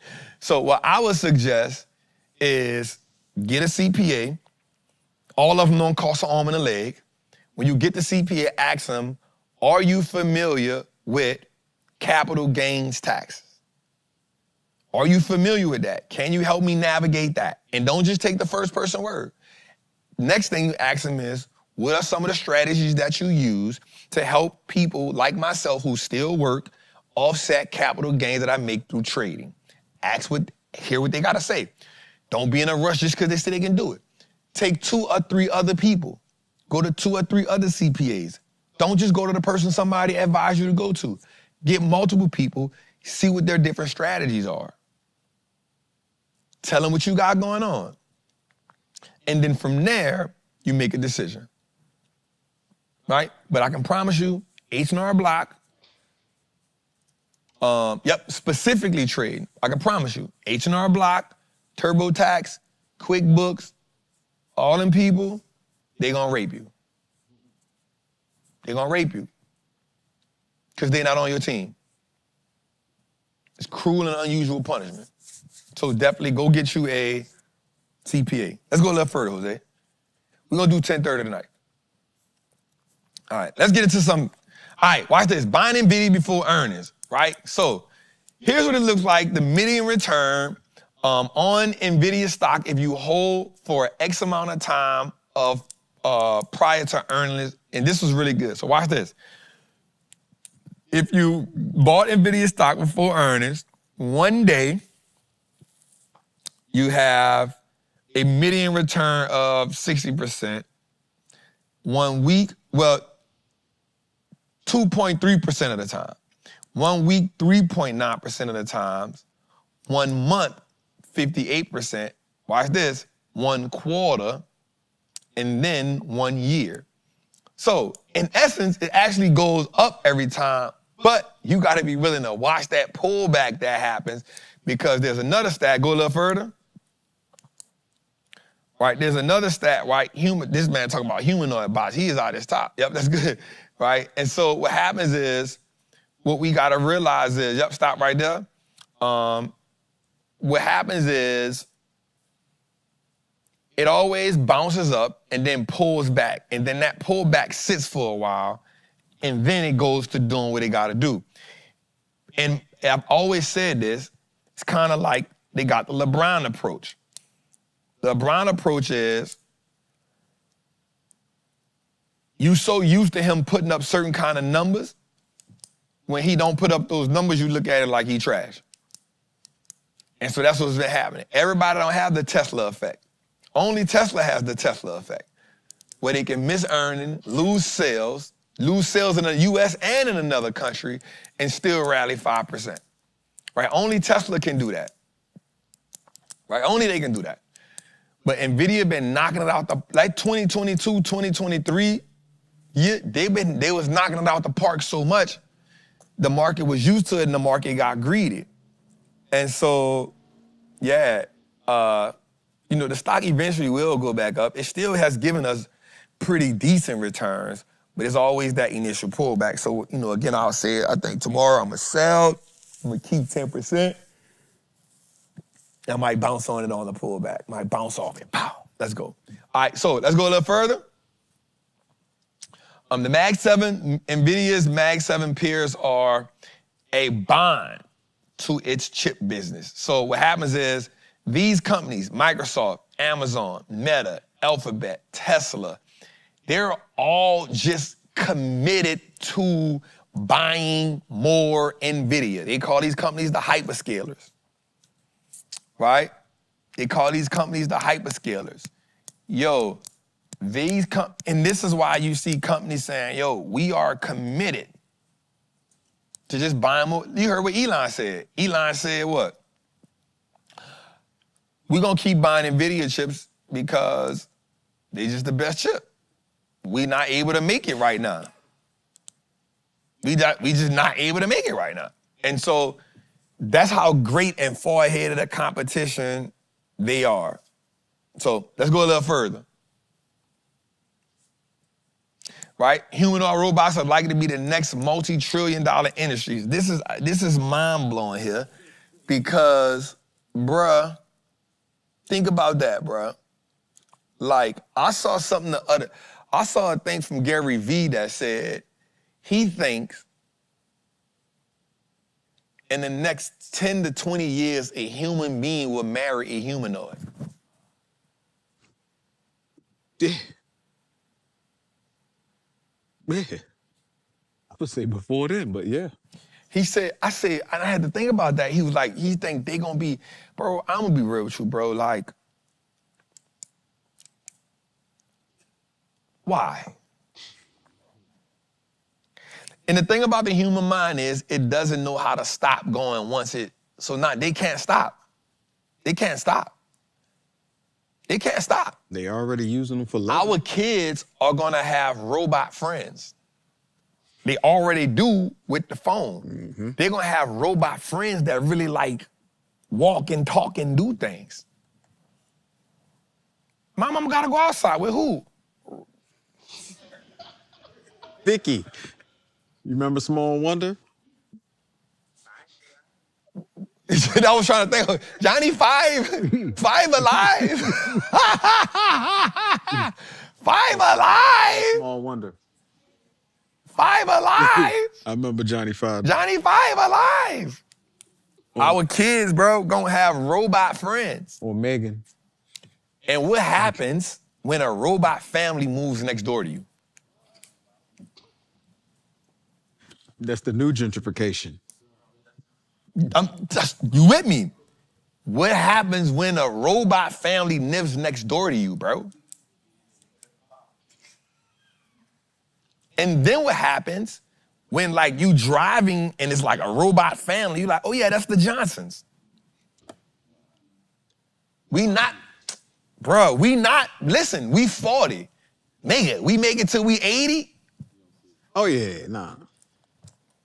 I'm still amazed when I see the cars driving by themselves just around the line. Bruh, think about that, bruh. The Waymo joint. Think about you waking up one day and it's like, oh yeah, the Johnsons, and you speaking like you don't realize that that's a whole robot family with robot babies. And you like, how did the robot make the baby? And it's like, what?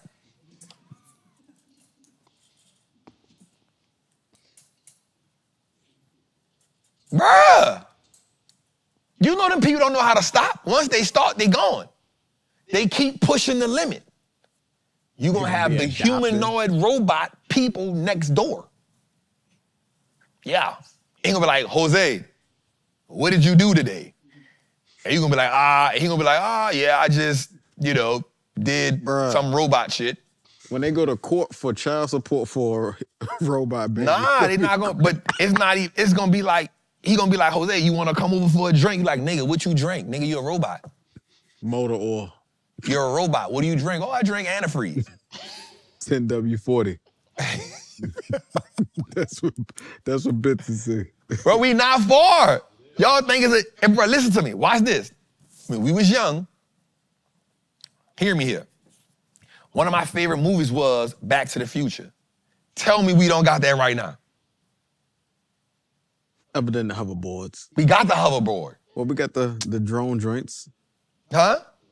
Yeah, we got, it just ain't flying, but we on a one wheel. That's not a hoverboard. Huh? That's literally not a hoverboard. It's a That's a hoverboard, it's a bro. unicycle sideways. Huh? It's a sideways unicycle.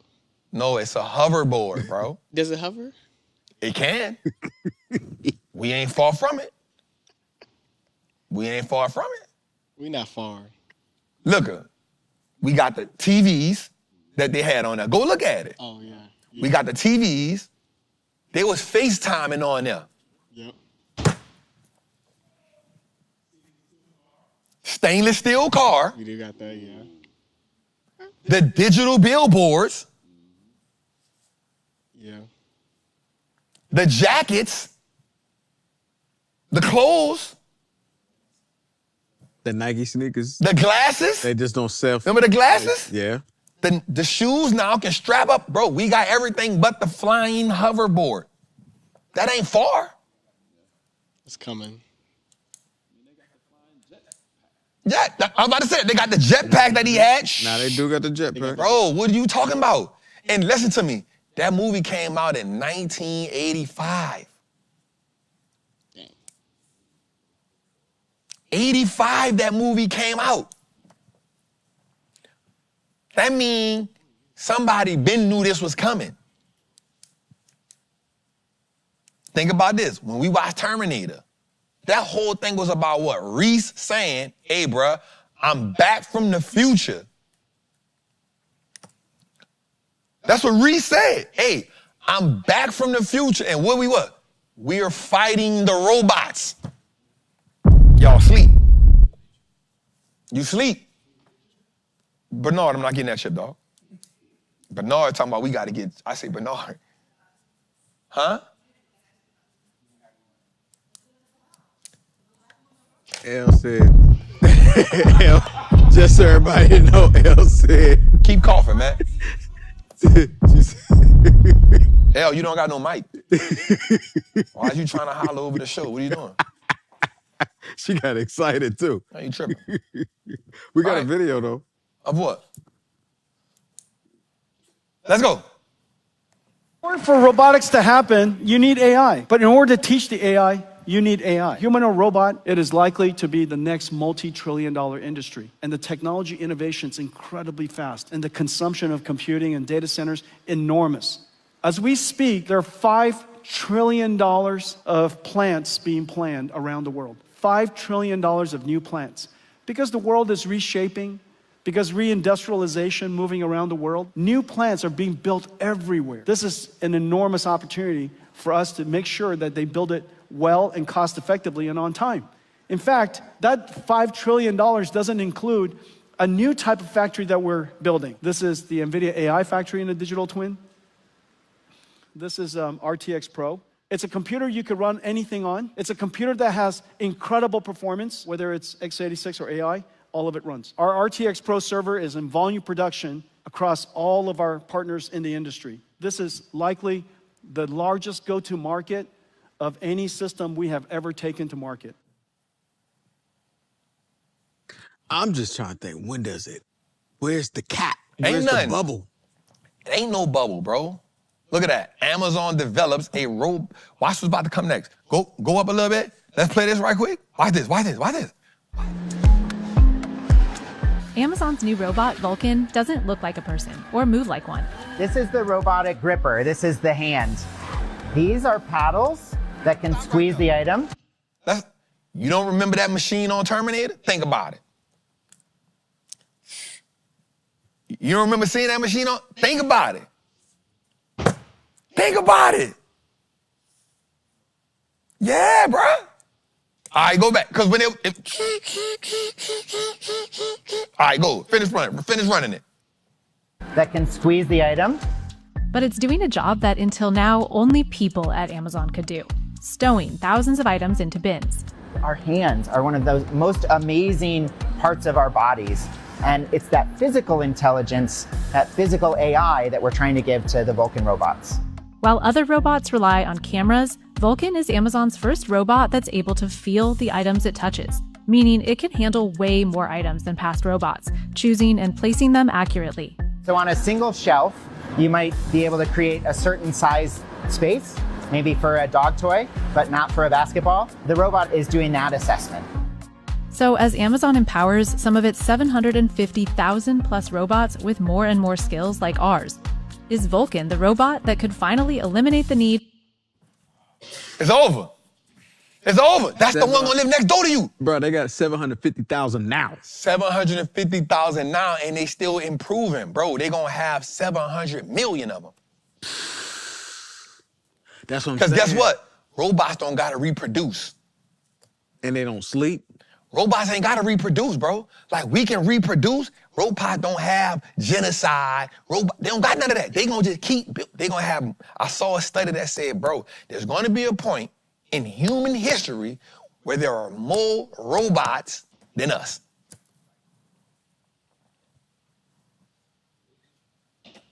What? 100 men versus Bro, one you robot. see this? Bro, you know how many, watch this. Y'all won't complain? Y'all don't want, our conditions are harsh? Don't worry. We got 750,000 of them. They don't take a lunch break. We're gonna let you complain right out the door. Now, not saying the people wrong for the conditions, but bet, don't even worry about it. The robot don't even need a union. They can't take a strike, no picketing. Bro, watch this. Your mail is gonna be robot. Yep. Look. Bro, it's over. Better learn how to trade. I'm about to say that's the last frontier. Better learn how to trade.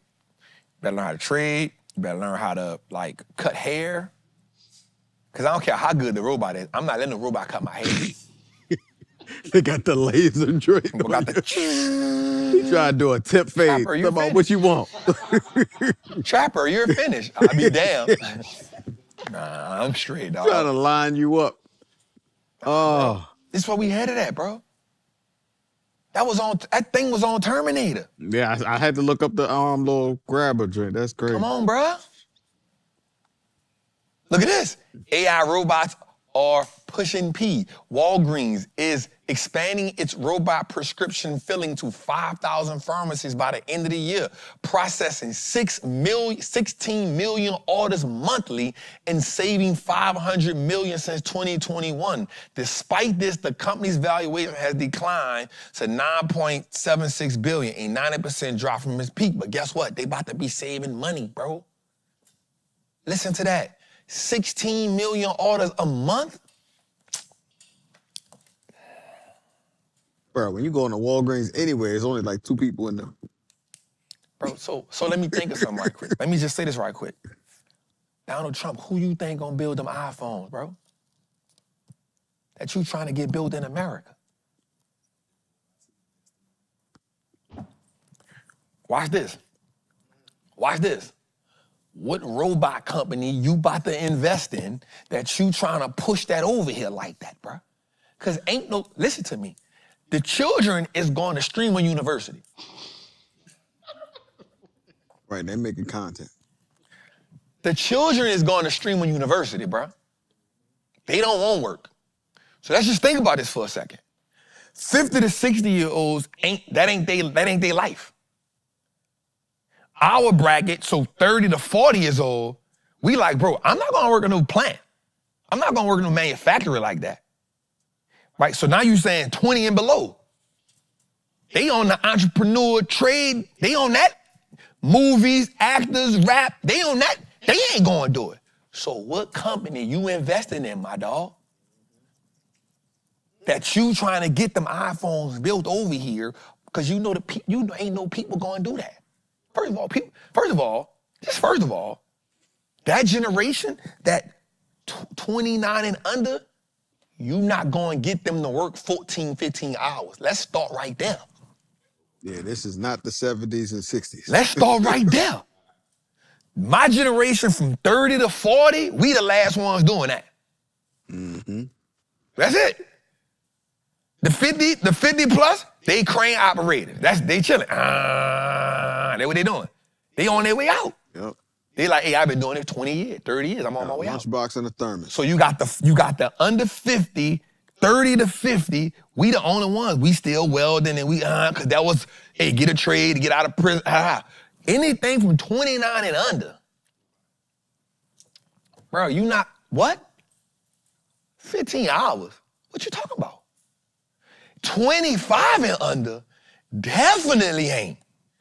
So who going to school right now to go learn how to build an Apple iPhone? Who? At that wage. At that wage for all them hours. So, and you're going to tell them they can't be on the phone while they building the phone.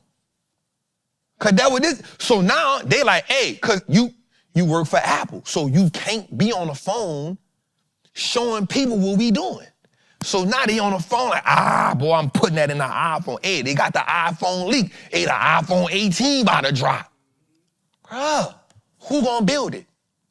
So what robot company? Mm-hmm. Who gonna put them things together? Come on, bro. One thing I know, bro, I might have been born at night, but not last night. Come on, bro. You jobs coming back in America to manufacture? Something we ain't did since the 70s?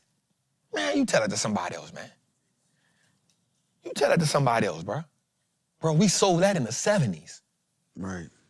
We sold manufacturing in the 70s. So who gonna do it? Who? I'm just thinking about the jobs. Like, you know, they keep saying, yo, learn the AI so you could be programming. I was like, it take one boy to program 7,000 and then the AI gonna learn how to take his job. So you better learn how to do it. You know what I'm saying? You gotta learn. Here's a couple things. They need an AI revolt. You gotta learn the acting industry because we like acting. Mm-hmm. You gotta learn acting, so you better go be really good because now you gonna try to pile up over there. Mm-hmm. Acting is acting. Now here's the dope part about acting. Now the consumer has increased what they want out of that acting skill. And how do I know that? Because you can look at old YouTube content creators to new content creators. That shows you how the landscape has changed. So that's on that scale. In y'all era, you don't think acting has evolved since? So now you gotta go be serious because he gonna eat your lunch. Now you trying to fight to get on a Young and the Restless. And Victor ain't letting that go. This nigga been 80 for 80 years.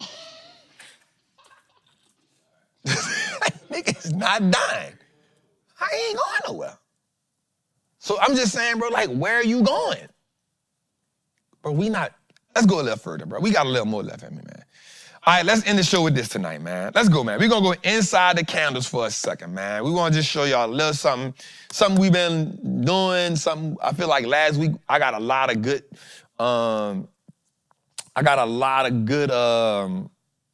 feedback from the squad, from y'all, right? So what we want to do is just show y'all something. So here's a little candle psychology that we've been learning that, I want to kind of add to this show. So right here, we're going to put our focus on this thing right here. It's called a gravestone doji, right?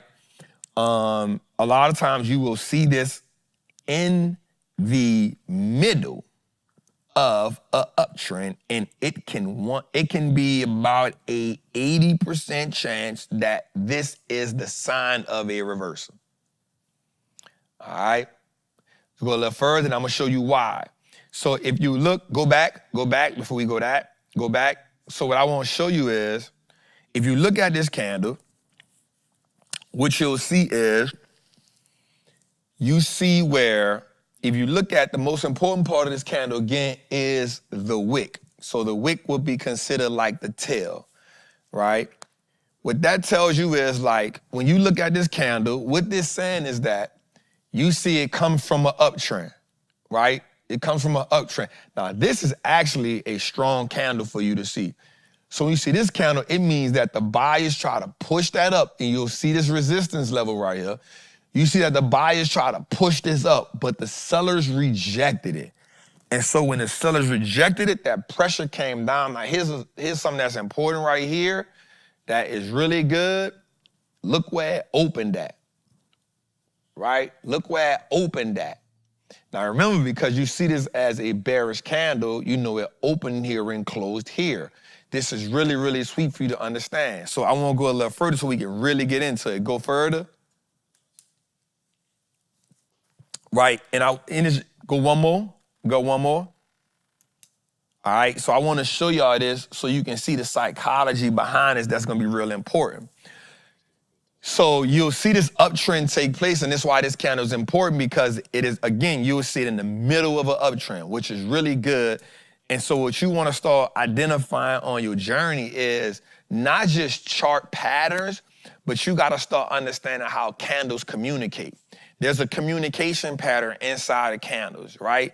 And one of the things we gotta get good at as we go is saying, what are the candles actually saying to us, right? What is the language, right? So it's good to see trends, it's good to understand support and resistance, but once you get a little deeper, you start to understand, hey, the candle is actually talking to me, right? And it's the real name for it is it's not a shooting star. The name for it is a gravestone doji. That is not a shooting star. It is called a gravestone doji. Go look it up. It's really important. Go look it up. It's really important. Talk to me, Sean. What's the difference? Can you explain to people what's the difference? The shooting star have a bigger body. Okay. Bigger body. And when you say body, what do you mean? Meaning, so again, I like that, Sean. I like the way you asked that question from that perspective. So here's the thing, y'all. Sean knows it. Right? Sean knows it. But what he wants me to do is give you more context, which is why I like that he doing that. So this is the body. This is not a shooting star. The shooting star will have more body, meaning the body of it will be bigger than this. It can still be a red candle, but you had more intensity. This is almost an indecisive candle, but you know it's a bearish candle because of how long that wick is. Does that make sense? Explain a little bit more. Right? All right. So we understand that the body tells us, so the body is communicating to us, right? So we understand that every candle has 4 types of communication from a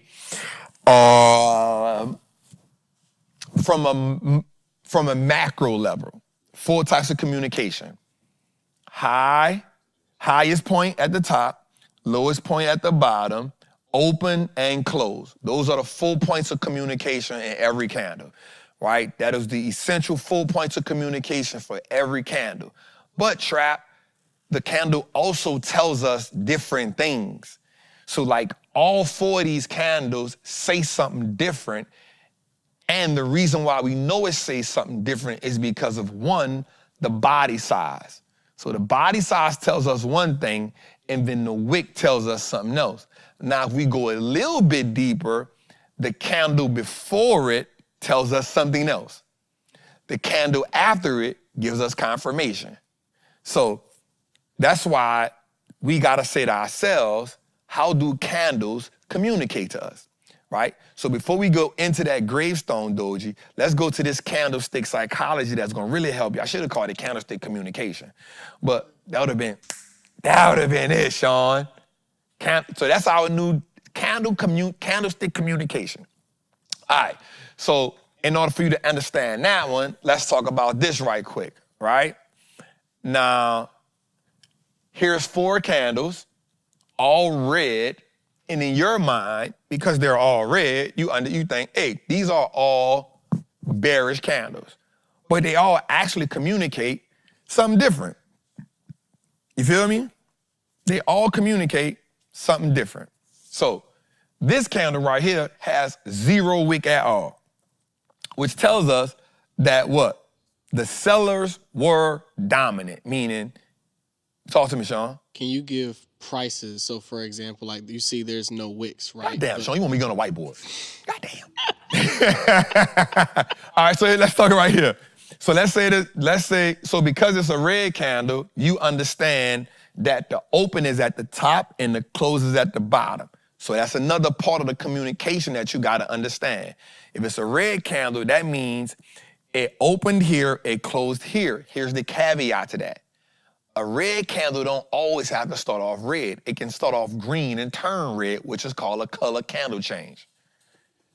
Right? So a red candle can start off green but then turn red, and vice versa. A red candle can start off green and turn red. It depends on the time frame, because the time frame tells us what happened during that time frame that turned that candle from green to red. That's how we start understanding the communication within the candle. Is we trapping? All right. So because this a red candle, you know that it opened here and it closed here. So it may have opened at $70, it may close at $73. How do we know that? Because we see a full red candle. So that means if it opened here and we just giving this price up, if it opened here at $73 and then it closed at $70, means the bears pushed that price from 73, they just pushed it all the way down. Now watch this. Because it don't have no wicks on it, that means they were able to push it down with no resistance. We trapping or we trapping? That means they was able to kick that door in and they had no bars or nothing behind it. They kicked the door in and they had no type of resistance. Now, this tells us strong body, no wicks, sellers have full control, meaning it was a dominant fight. This next candle you see, it is almost similar, but what you see a wick at the top, you see a wick at the bottom. That tells us that there was some fight involved. That means somebody stepped in and said, hey, nah, y'all doing too much. So here's what happens. Because it's red, you know it started here, but it ended here, but somewhere along the fight, sellers pushed it up to this top of this wick, because this top of the wick tells us that's the high. The bottom of the wick tells us that's the low. Both of these mean rejections, meaning it got this high and then the sellers pushed it down. At some point, it got this low and the buyers pushed it up. That's the communication within the candle. Now, you can look at something called a candle tracker, and with the candle, you ain't know about that. You knew about that, Sean? All right, so what a candle tracker could do is the candle tracker could tell you exactly what is happening in real time. Meaning at 8:58, this did this, at 8:57, this did this, at 8:59, this did that. So you can see what's moving. Watch this. You can see the veins inside of the candle. That was a good analogy. That was good. Right? You can see the veins inside of the candle. But if not, you have to watch the candle and say, okay, at this point, the sellers pushed it down, the buyers rejected it here, they pushed it up here, and somewhere within this time frame, the candle is doing this. Some point, the buyers got it up, and then at this point, let's say this was $80. Let's say they rejected 80, and then let's say down here somewhere, let's say we'll just put a number out there, 78, right? They rejected 78, and it closed at 79. So if this a 1 hour candle, you watch this candle take 1 hour to form this. If it's a 15-minute candle, all of this happened in 15 minutes. If it's a 5-minute candle, they going crazy, right? So that's what that means. All right, y'all with me right here? We trapping or we trapping, all right? So this next candle is watch this, it's a small body, but a strong downside wick. Now, this candle is actually, watch this, y'all. This candle is actually not what you think it is. Even though it's a red candle. Because this candle tells us that the buyers stepped in and pushed this all the way back up. The sellers was dominant, but the buyers said, hell no. And they pushed it all the way back up. Now, it still ended red. If you see a candle like this, the candle that comes after this is going to be super duper important. Go ahead, Sean. Go ahead, Sean. Why is it going to be super important? Why would this candle be super important? That's why I just look. I knew he about to say, can you tell me a little more? Good shit, Sean. So this candle is real cool because even though it's red, it tells you that, watch this, even though the red won the fight, it also tells you there was a lot of green people that showed up to the fight and they actually gained some momentum. Watch this. Because you know for a fact, right? Think about it like a sleeve, right? So if I had a sleeve on and I pushed the sleeve down, watch this. In order for me to push the sleeve back up, that means I must have was getting what? Hot, right? So if I start off and push the sleeve down, in order for me to push the sleeve all the way up, I must have was getting hot. which exposed my arm. Think about that like this. So that it's a red candle, so you know that it opened here and it closed here. But at some point in this fight, the sellers pushed this candle all the way down here. So if you see this happens, you understand that the buyers, the only way it is, the buyers push the sleeve all the way back up. And at some point, they actually got it way up here to the top. But the sellers came in along the way and fought. But this tells you that the buyers have now stepped in, and they've stepped in aggressively. So the next candle right here, watch this, y'all, may be a doji candle. Which as a trader, you want to wait. Why? Because if the next candle is a doji candle and you see this, there's some indecision. So now you want to wait for the next candle, which may be a green candle. The green candle confirms that this candle was actually 100% accurate. Does that make sense?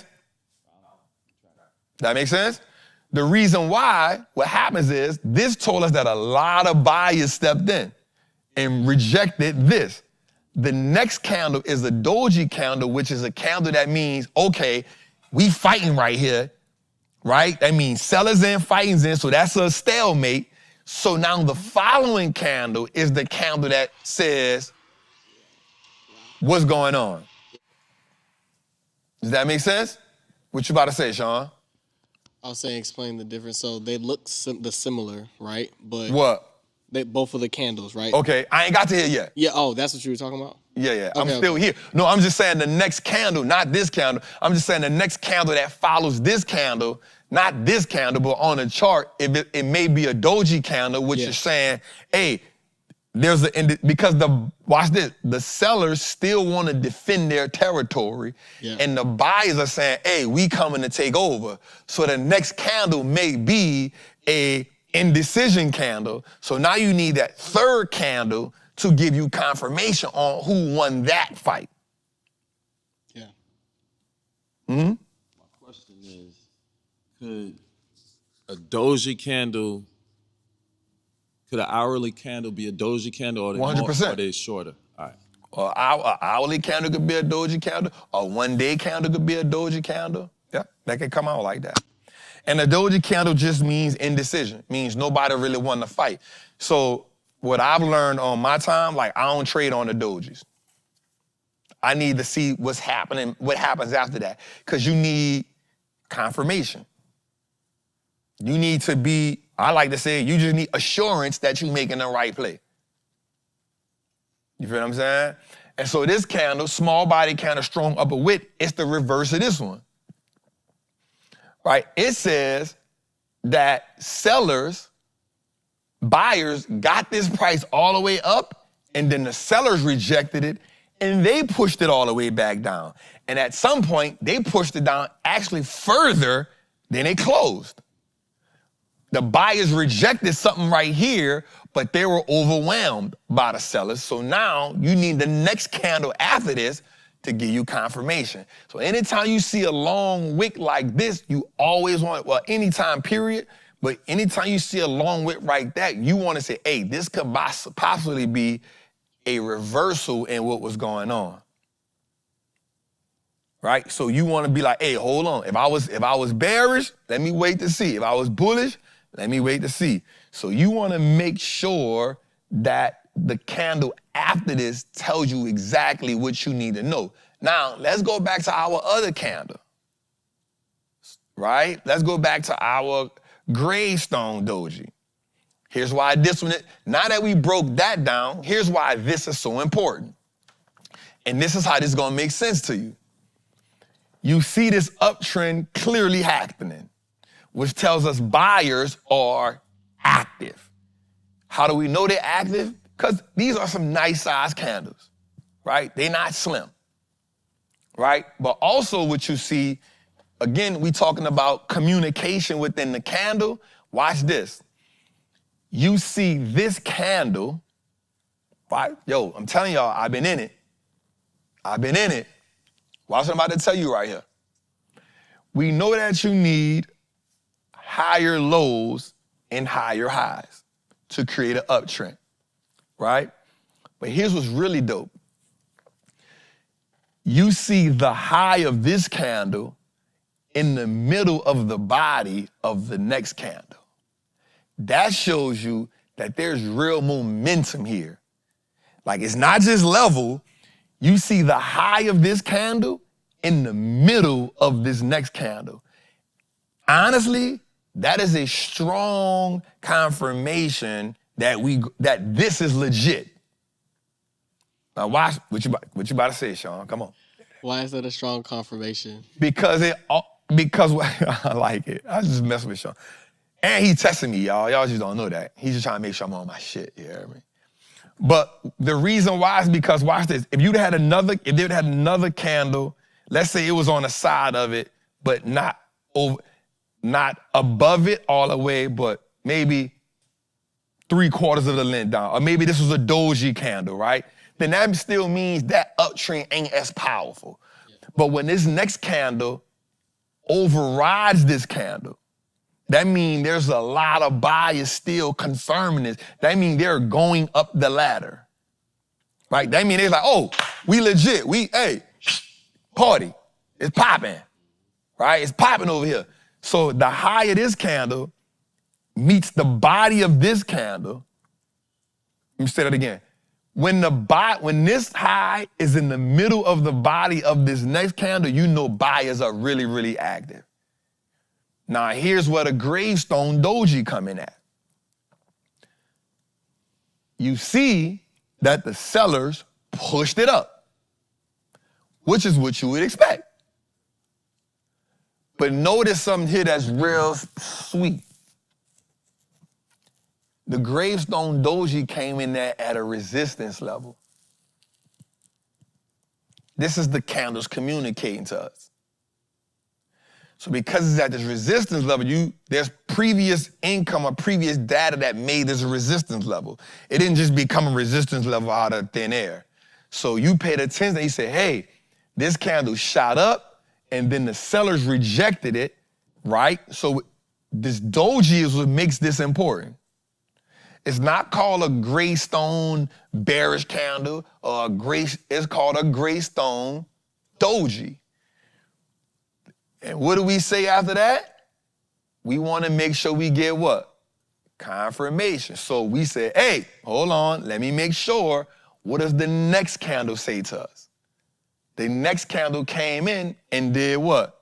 Confirmed that the sellers were heavy in motion. So even if you didn't jump on this one, you said, wait, let me see what the next candle do. Now here's my breaking necks rule. That's funny as crap. What you see, just like right here, where you see the middle of this candle here, look how you see where the low of this candle is overtaken by that candle.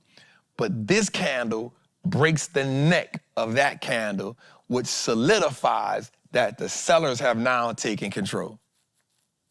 Does that make sense? And what we just did was we communicated inside the candle. Let's go, man. Hey, I hope everybody had a good night tonight. You know what I'm saying? I hope everybody had a good night tonight.